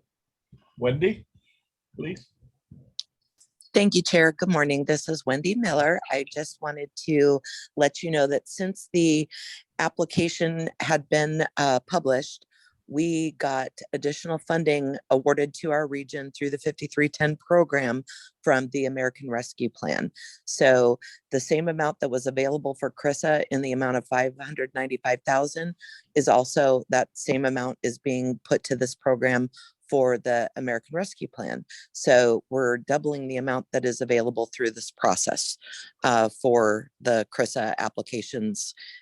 Just wanted to let you know. Thank you. Any other questions from the committee? Yeah, Sierra, this is Matt Dudley with the City of Glendale. What would be the impact to your agency without these funds? And also, could you answer, with the change in leadership, what type of partnerships do you think Hacienda can work out with other agencies in the region?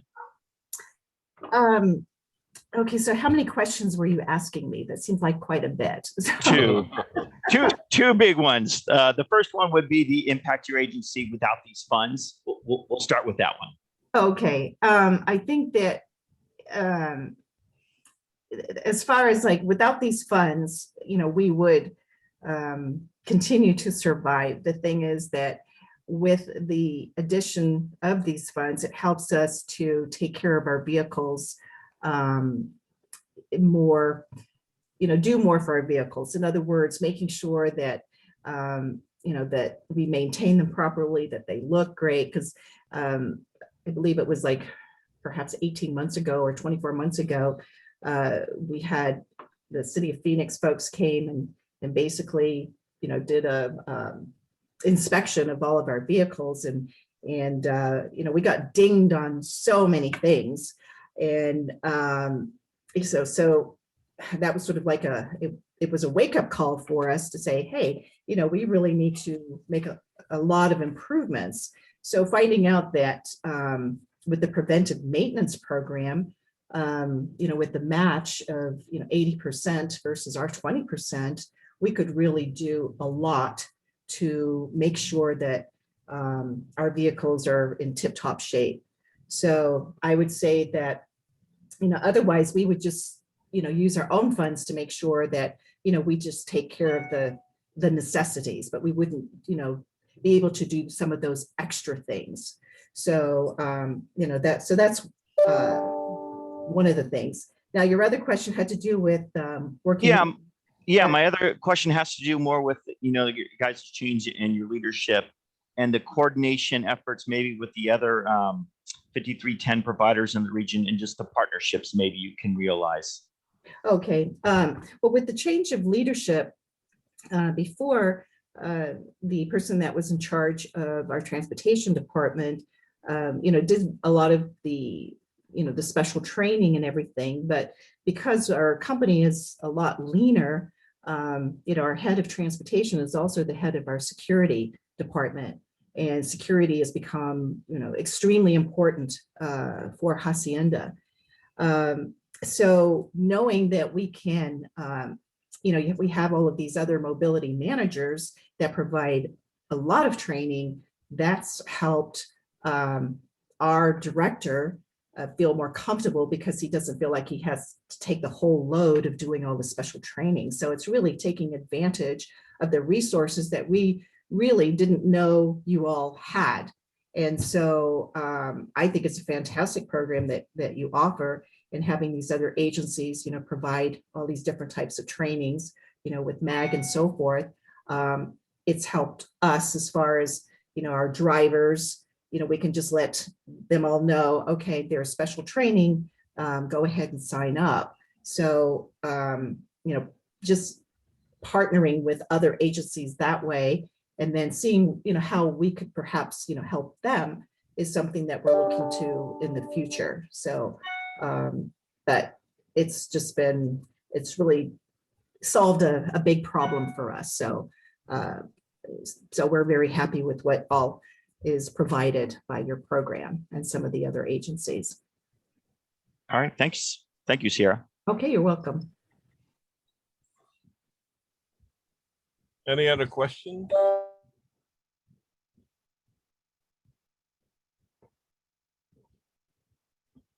Hearing none. Thank you for being here today. We appreciate your time.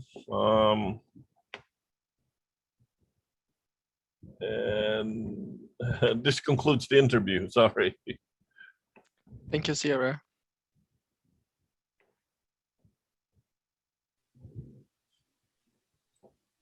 Thank you. Yes. Okay. Our next agency is United Cerebral Palsy of Central Arizona, and they have one request, which is preventive maintenance.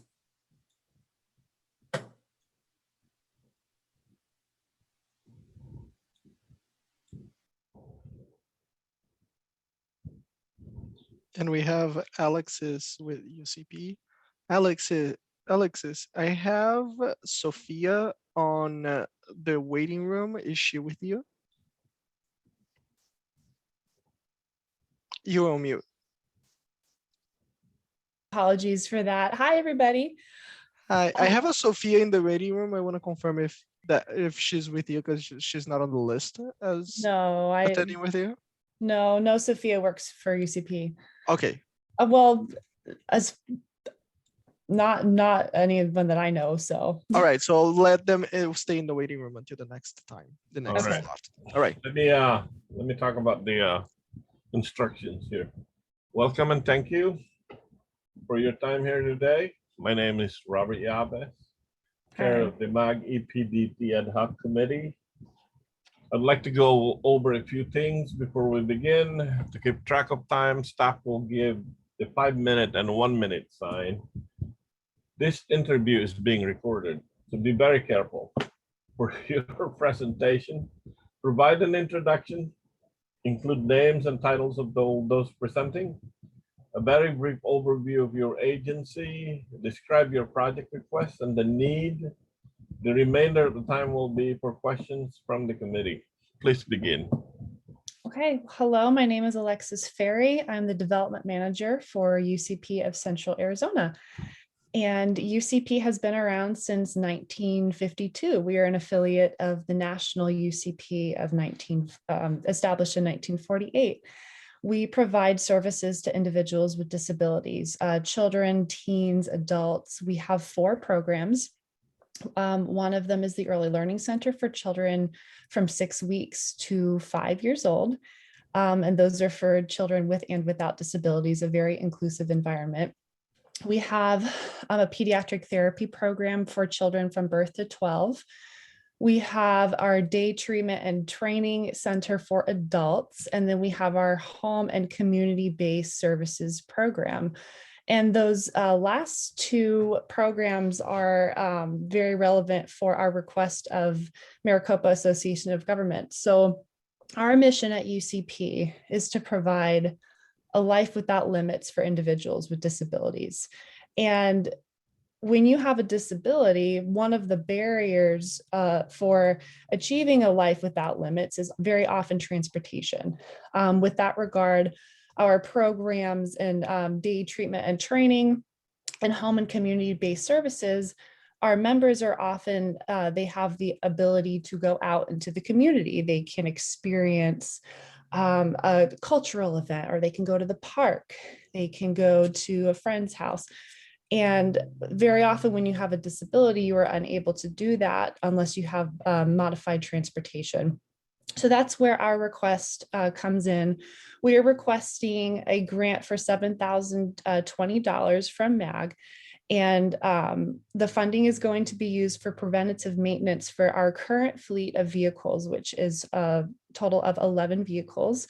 When I say preventative maintenance, I refer to the very typical annual things you need to do for vehicles, including brake checks, cabin filter changes, oil changes and stuff like that, just to make sure that our vehicles remain fully operational and accessible for the safety of our drivers, our individuals who use them, and of course the safety of everybody on the roads when we're out and about in the community.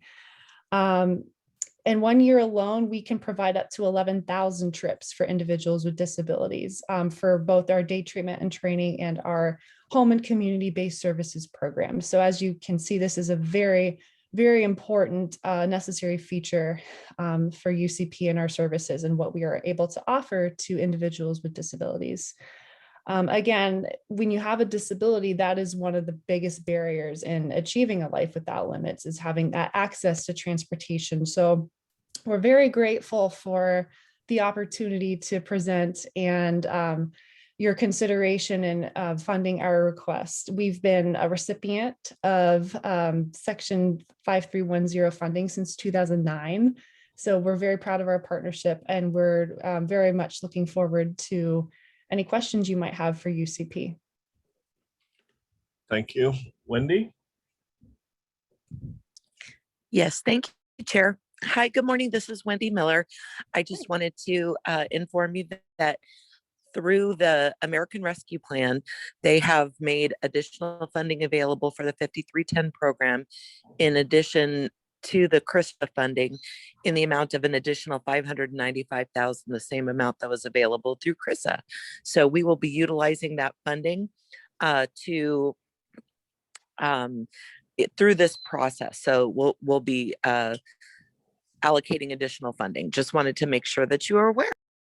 Thank you very much. I will pass that along to the team. Thank you. Any other questions for Alexis? Alexis, hi, this is Matt Dudley with the City of Glendale. Could you tell me a little bit about the impact to your agency if you did not receive these PM funds?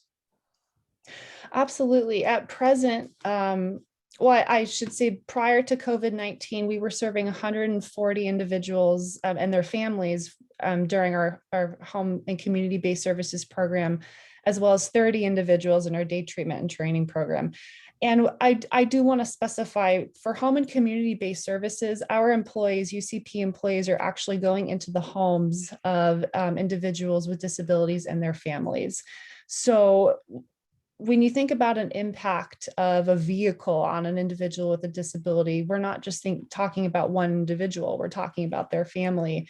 The ability to provide a service such as escorting them to a place where they can feel like they are living a life without limits, that impact is immeasurable. And it's immeasurable for the individual with a disability, as well as their families, their friends, you know, to tell a very brief story, we just reopened our day treatment and training center to a few more members. We had to close over the summer of 2020 and we reopened in August. Now we are at about half capacity, and the members actually had the opportunity to visit an outdoor area for the first time since August. I mean, we're talking, how many months is that? August, September, October, like 8 months or something like that. But anyway, the members, they were driven through one of our UCP vehicles to this outdoor facility, and they were so happy. They returned back to their center, and all the staff members immediately noticed in their faces how happy and joyous and excited they were to be out and about, and that would not have been possible without vehicles. So when we talk about impact, you know, I can tell you numbers for sure, you know, the number of individuals who use these vehicles and their families, but the internal, you know, the heart of it is truly immeasurable. Okay, thank you.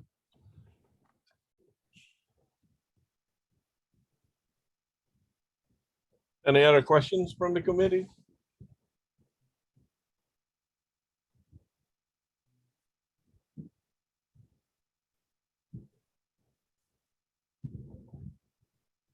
Is there any other additional things you want us to know about your program? I don't believe so. I could tell you for just a few seconds, our pediatric therapy clinic is very thrilled to announce we're installing the 0G in our facility, which is a robotic assisted gait trainer. It's going to be the very first pediatric unit of its kind in the entire Southwest. So that's very exciting. We are committed to innovation and technology. Despite the pandemic, you know, we march on, and we are committed to our children, our teens, and our adults, and ensuring for them every opportunity that we can possibly offer. Well, thank you for your time. We appreciate you talking to us today. Well, we are so grateful for you. This partnership has gone on for over a decade, and it's really thrilling, and we're just so grateful for the opportunity to present and for your consideration. Thank you. Thank you so much. Have a nice afternoon. Thank you. You too. All right.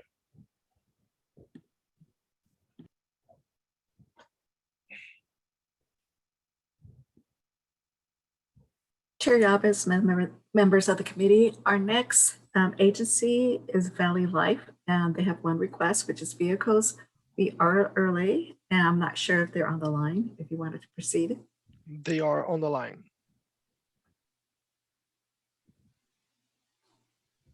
Chair Yabez, would you like to bring them on? Any issues with the committee? We take them now. Please, let's. Thank you, Wendy. All right.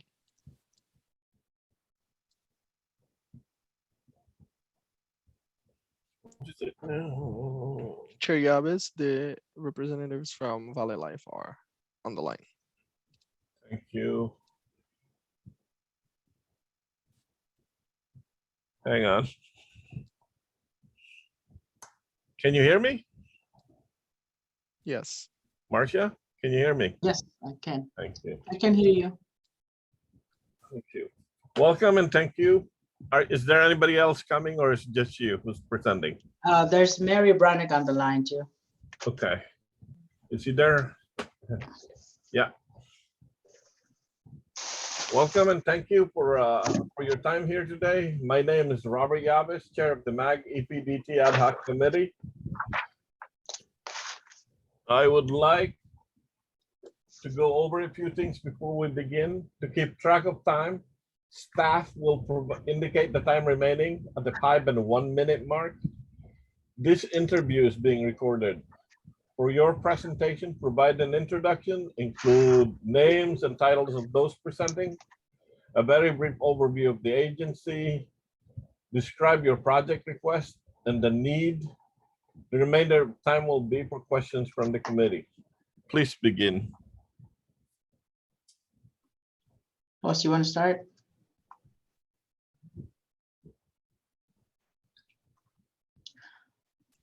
Go ahead. Okay, so I'm Marciana Rutenbach, one of the program managers for Valley Life. I report to Mary Brannick. She's my senior program manager. We've been doing grants for as long as I've been with Valley Life, and that's 25 years. We're asking for 2 wheelchair vehicles to expand the need that we have for 2 group homes that have wheelchair people. And we have 2 community members that we need to pick up on the way in to the DTAs. Mary, you want to add anything more? Well, sure. Valley Life has existed for the last 75 years. We work with individuals with disabilities. We have a vocational department that is working on having members obtaining jobs out in the community. They work on different skill sets to get them ready for that. We have our group homes, 25 different group homes with members that come to our day program. Sometimes they go to different day programs. Sometimes they're staying at home, they're retired. We have HCBS, which is our home and community-based services. And we send staff to work with members into homes one-on-one. And then we have our day program. We have 11 different DTAs and 5 sites. And members coming into the day program work on just whatever programs they really choose. Sometimes we're working on reading, writing, social skills. We do a lot of fun things too. We have art class, we have Zumba, dance, music and rec. So a lot of different things for them to do. And we've asked for the 2 wheelchair vans because we have a community run. So we go out and get community members. The van that we have right now, it's been great, but it's ready to set out to pasture. We'd pick up 2 members. And then right now we'd also need it to stop at a group home and pick up 2 other members from our home. And then the other van would be needed for 5 members at the home. 3 of them come into our day program. That van would stop at another group home and bring the member in. And the other member goes to a different day program, and the other member is retired, but they still need a van for nights, weekends to get out into the community. So that is what we're asking for.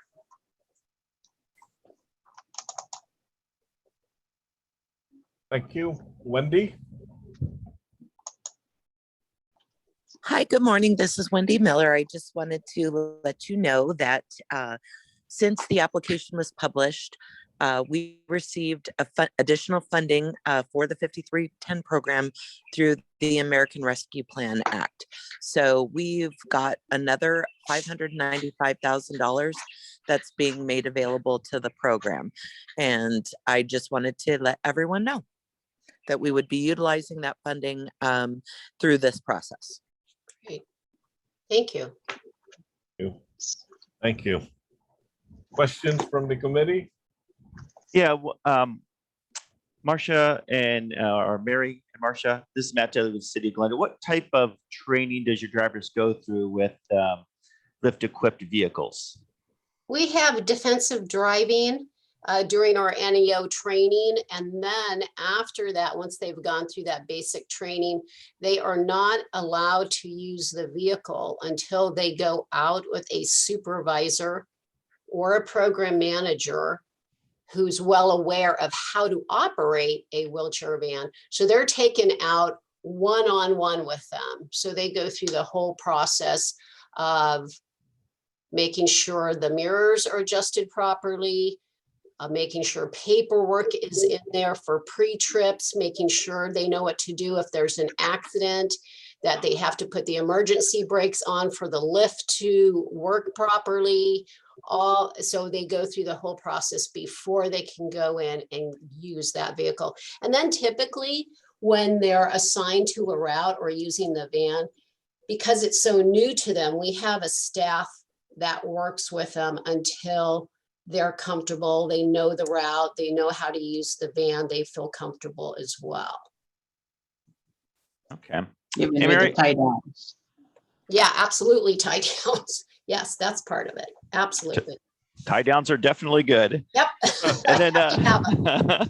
and then Mary, what would be the impact to Valley Life if your agency didn't receive these funds to get these vehicles? Well, you know what? I mean, it's our obligation to provide transportation. We serve our members. We have to be there for them. We'd have to look elsewhere for the funds. We'd have to get vehicles that would be in the best interest of the members. So we would do that, but it certainly would help us, especially over this past year, if we had the vehicles. It would be on a monetary level, it would certainly help us. Yes, could we do it? We could, because that's just what we're called to do as an agency. We would make it work, but it would very well benefit us if we did get those vehicles. Okay, thank you very much. You're welcome. Thank you. Thank you. Are there any additional questions from the committee?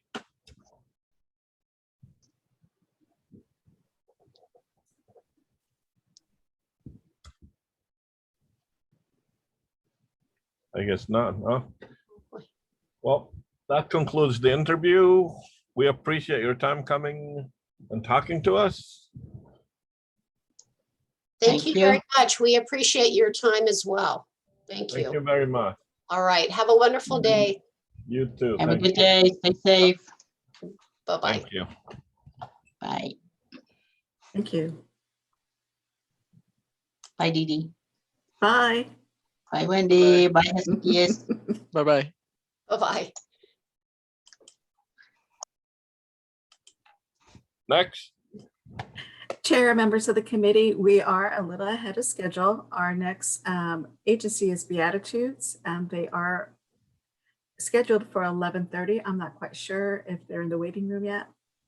I have 2 out of the 3 people they said that would be attending the meeting. Okay. So Beatitudes has a CRISA and a preventive maintenance request. Chair, I'm not sure if you want to move forward with the interview or wait until the third person. Are they here, right? There's missing one person so far? 2 out of 3. I say we bring them in. Yeah, I think so. I like Wendy. Let's move on.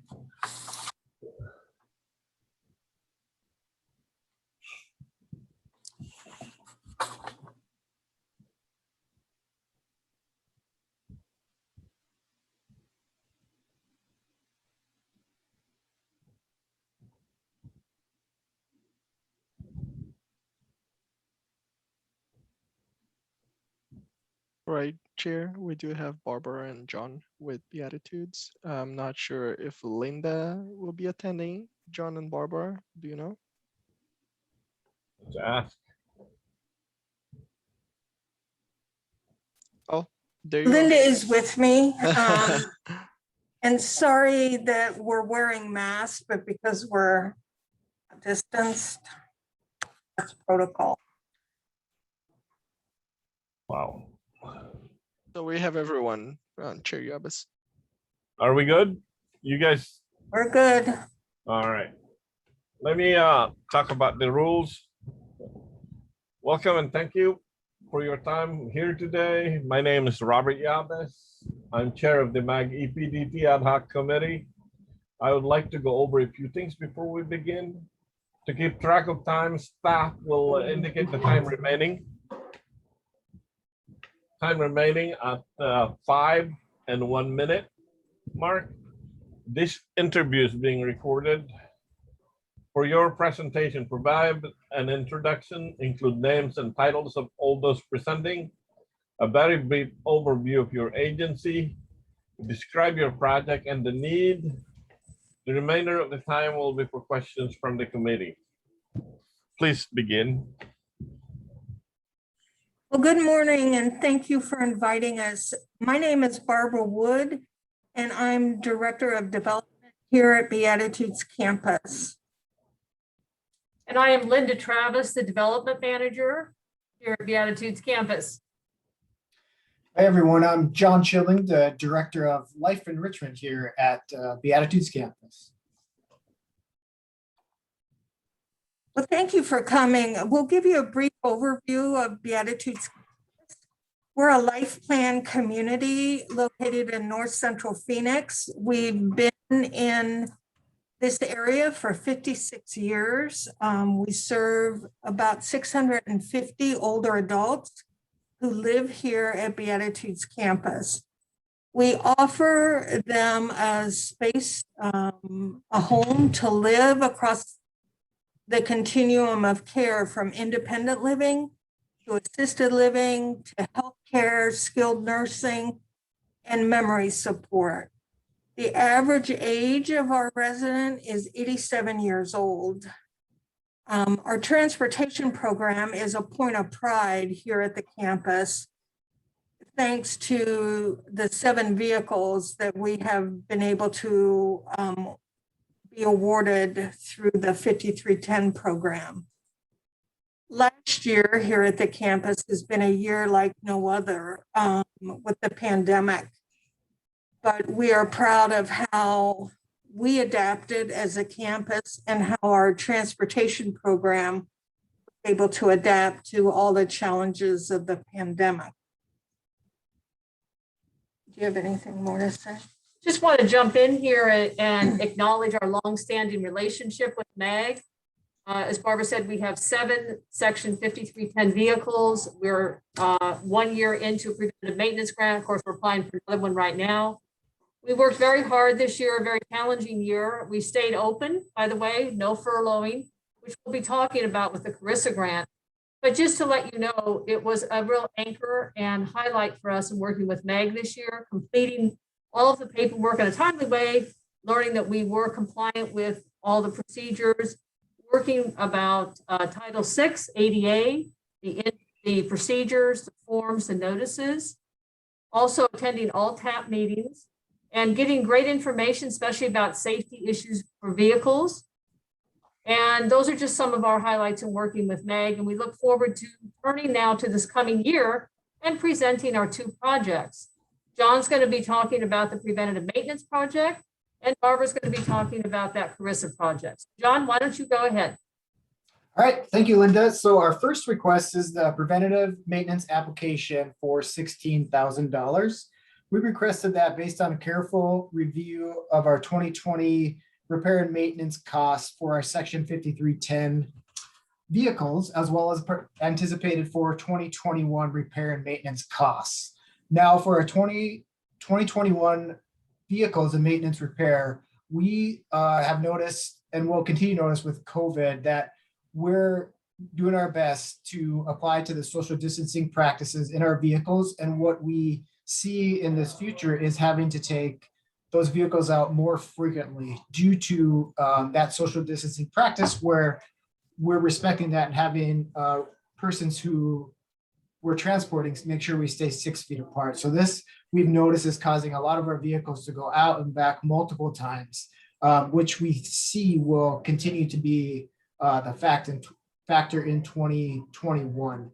And that's the reason why we're asking for that $16,000 in preventative maintenance. Barbara, I'll kick it over to you. Okay, thanks, John. We're also applying for $115,866 for the Carissa part of the project. And we want to apply this to transportation related expenses directly related to COVID and incurred from January 2020 through January 2021. these expenses are related to salary expenses for our transportation team and for fuel costs that we incurred during this part of the pandemic. So we can talk some more if you have any questions. We'd be happy to answer them. Wendy? Thank you, Chair. Hi, good morning. This is Wendy Miller. I just wanted to let you know that since the application was published, our region received additional funding through the American Rescue Plan Act. So they have allocated the same amount that they did for CRISA for the same purposes of CRISA, an additional $595,000, and it is our intent to award that funding through this process. So there is twice the amount that there originally was advertised through this program for the CRISA applications. Wonderful. That's wonderful news. Thank you. Questions from the committee? Yeah, I got a question. This is Matt Dudley with the City of Glendale. Could you tell us the impact to Beatitudes if you were to not get these funds, both on the preventive maintenance side or with the CRISA funds? Yeah, John, do you want to start with the preventive maintenance? Right, so thank you, Barbara, and great, really good question. So the impact on us will be obviously the added cost for our preventive maintenance. And what, kind of how I spoke to you previously with the social distancing practices and things like that, we are just seeing our vehicles doing a lot more shorter trips out and back.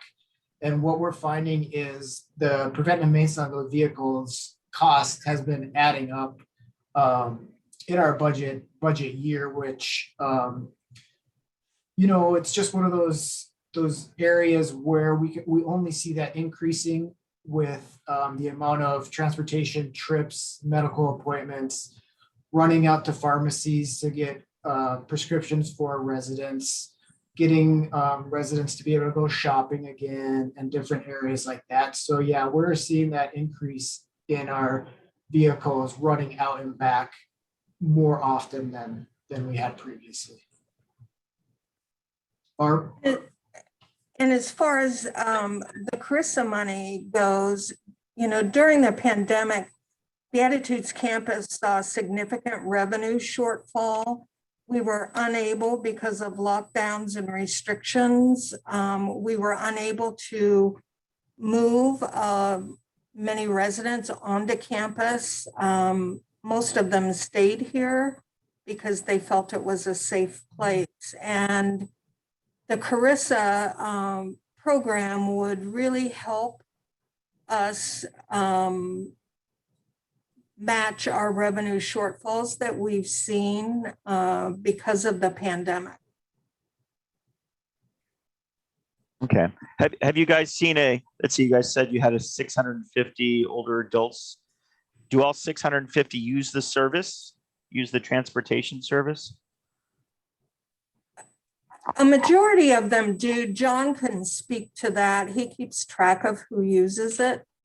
Yeah, it's a majority, not 100%. Our residents at our campus, they still can have their cars and go take themselves to appointments and other things that they want to socially and things like that. But yeah, we see probably close to 70% of those residents utilizing our transportation department, whether that be grocery stores, medical appointments, us running out to pharmacies and picking up their prescriptions and bringing them back, and different things like that. Yeah. Okay, and you guys have seen kind of an uptick as of late as we're hopefully getting out of this pandemic. A lot more trips are taken. Yeah, we are. Yeah, exactly. Yes, and even in the budget that we submitted on the fuel costs for CRISA, you can see the 4 phases of 2020 that actually started coming back up at the end of 2020. Just on a note towards the future, we have completed 4 vaccine clinics here on campus. The vast majority of all residents are vaccinated. Many staff are, and we're turning towards the future as we pivot to this next phase. We have a spirit of resilience. Again, we stayed open because people live here. There was no furlough, and each employee was deployed to new tasks. And at the same time, it was all guided by our mission to serve older adults. And of course, our mission and the purpose of 5310 go very well together. We are serving elderly people with disabilities. As Barbara said, average age 85, 87. Of course, it varies a little bit every month. New move-ins, which we've had many. But about 2/3 of the folks that live here have at least one physical or cognitive disability. So one of the reasons we enjoy working with Meg is it really does dovetail with our mission and our focus of service. Okay, thank you very much. Thank you. Any other questions from the committee?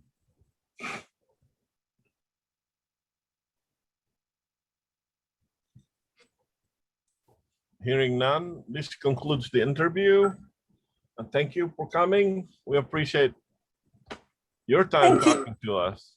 Thank you so much. Thank you. Thank you. Have a nice day. You too. You too. You as well. Have a good lunch.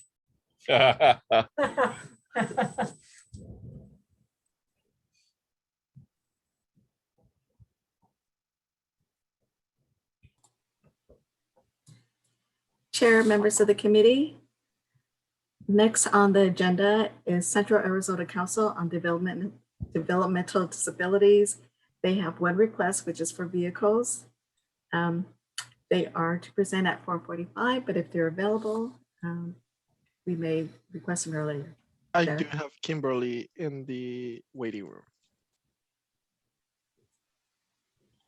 This is the one from Apache Junction. Correct.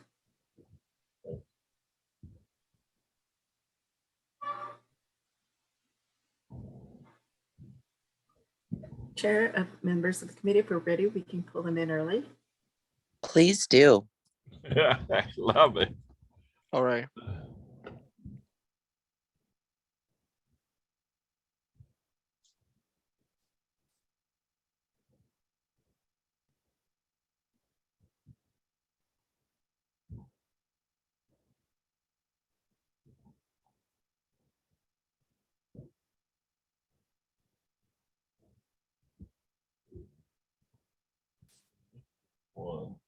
Hello, Kimberly. Can you hear us?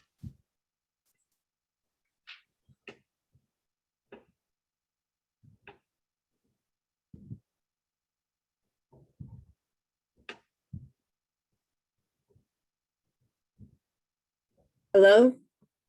No, we can hear you. Hello, Yeah. Kimberly. All right. Is there anybody else coming? Or it's just you? It's just me. Thank you. Welcome and thank you for your time here today. My name is Robert Yabes, Chair of the MAG EPDT Ad Hoc Committee. I'd like to go over a few things before we begin. To keep track of time, staff will indicate the time remaining at the 5 and 1 minute mark. This interview is being recorded. For your presentation, provide an introduction, include names and titles of all those presenting, a very brief overview of your agency, describe your project request and the need. The remainder of the time will be for questions from the committee. Please begin. All right. My name is Kimberly Beta. I am the transportation manager at Central Arizona Council on Developmental Disabilities. Our agency, we serve people with disabilities. We have a work program as well as a DTA program. We also serve the seniors in our community in Apache Junction. We take them to and from the senior center. We take them to doctor's appointments and shopping. For the disability people, we have job programs where we try to get them jobs out in the community. When we do get them jobs out in the community, we take them, we job coach them, we provide them assistance and support on how to keep their jobs, how to do what they're asked to do from their bosses.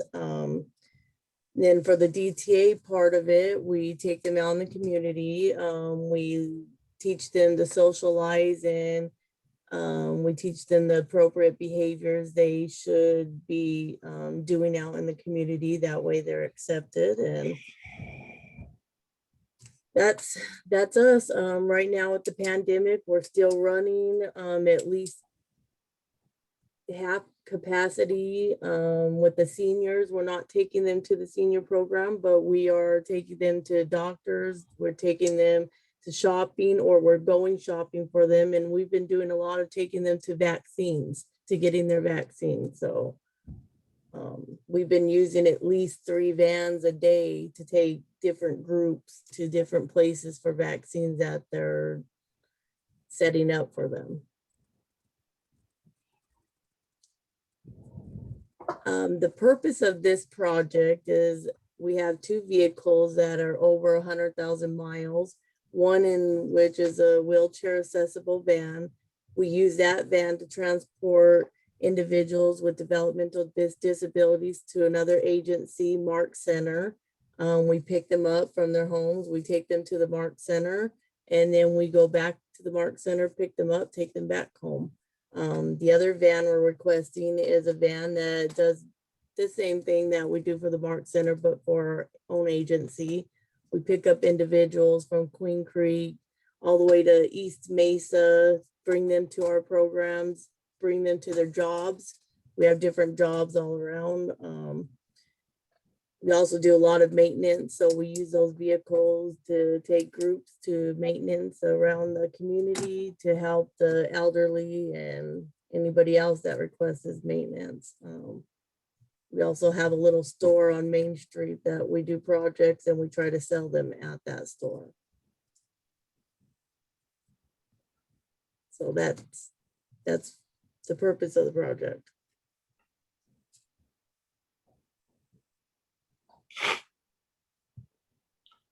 Thank you. Wendy? Thank you, Chair. Hi, Kim, this is Wendy Miller. I just wanted to let you know that since the application was published, we did get additional funding for our region through the 5310 program from the American Rescue Plan Act. So the amount that was available for CRISA, the 595, that same amount has also been made available through the American Rescue Plan. So the amount that's available for that part of the program has doubled, and we intend to allocate it through this process, and just wanted to make our applicants aware. Okay. Thank you. Any other questions from the committee? So Kim, this is Matt Dudley with the City of Glendale. So you're looking for a cutaway with a lift and a passenger van with a no lift. What would be the impact on Central Arizona Council if you weren't to get these vehicles? Well, the impact it would make it very difficult for us to continue doing the services that we're doing, especially when these vans get to a point where you're spending a lot of money on trying to maintain them, and especially the wheelchair vehicles. When they get old and they're pretty hard to maintain with the to be safe, to keep on the road. So not getting them would impact us a lot. We would continue to try our best to continue the services, but Okay. if we don't have vehicles, it'd be hard to keep it going. So you guys are primarily there located in the Southeast Valley? Yeah. Okay. We're in Apache Junction right there on Tomahawk and Baseline. Most of our services are in East Mesa though, and then Queen Creek. Okay. We also have a program in Globe, Arizona, where we do San Carlos and Globe and the surrounding areas there too. Okay. In terms of agency agency size, are you guys pretty big or a pretty small operation? We're medium. We're not big at all. We're probably pretty small compared to some places. We have about statewide, we have about 100 staff. In just the Apache Junction Mesa area, we probably have about 70 individuals that we serve. Okay, about 70. Could you maybe tell me a little bit about your guys's coordination efforts and regional participation efforts going forward, and what you kind of want to accomplish with that, especially maybe with the mobility managers in the region? Well, I would like to talk more to the managers on trying to learn how to coordinate with them on using each other's vehicles. Because we are open Monday through Friday, but we have our vehicles available on the weekends too that we don't really normally use. Right now, we're using them to take people to vaccines, but that's not something we do all the time. I try to attend all the meetings that I'm aware of, trying to do whatever I can to learn more about how everybody's working with the insurances and different stuff. So that's what we do to try to be a part of everything and coordinating with everybody. Okay. And can you tell me a little bit about your procedures in regards to like wheelchairs and lifts, and how you go about training new drivers for that? Well, we have a defensive driving program. Anything that's offered outside, like the, can't think of what it's called now. Any training that's offered outside, we send all of our drivers to, and just about all of our staff at our programs are drivers as well. We also do a skip program through our insurance. And then I also, when we get a vehicle, they usually send a lot of training videos, and I have all of our staff do that as well. Watch the videos, we go through everything, each new van that we get. Okay, thank you. Also all of our staff are like CPR trained. They're completely trained on Article 9 safety of our members that ride on the van. So they also do that kind of training.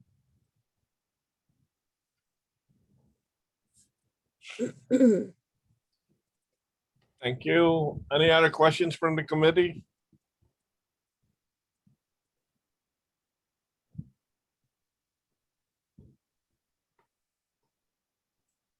Hearing none. Thank you for your time. This concludes the interview for today. Appreciate you showing up and talking to us about your project. Thank you very much. All right, thank you.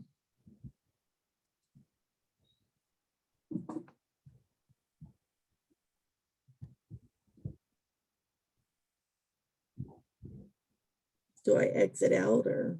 Yes, please. Okay, sorry.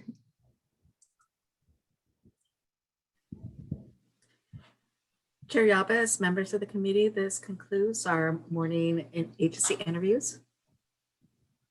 Do it. Do it. Early lunch, how did you manage that? Yeah, I gotta make my lunch. I haven't made my lunch yet. This is disappointing without those. We can't order anything. That's it. This is the last time I'll serve on this committee. Funny, funny. Chair Yabes, you do have some reminders. Okay. There.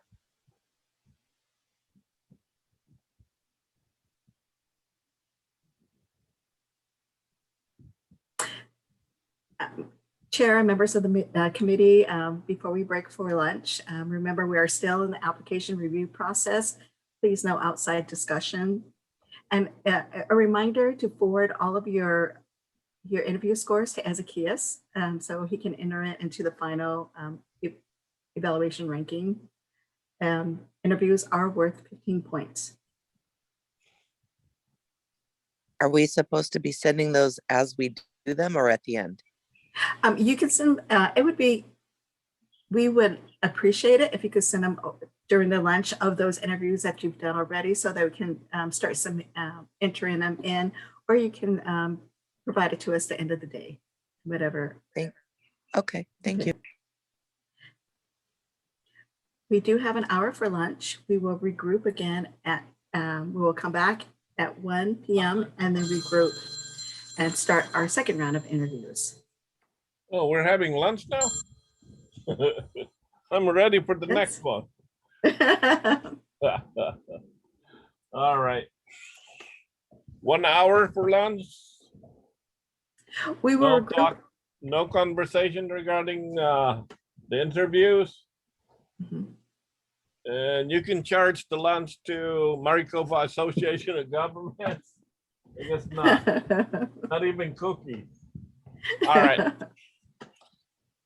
Please All right, send your everyone. scores if you have to who? Ezekias? Ezekias. So everything that we've done this morning, we can send it to them. Is that what you're saying? Yes, thank you. We'd appreciate it.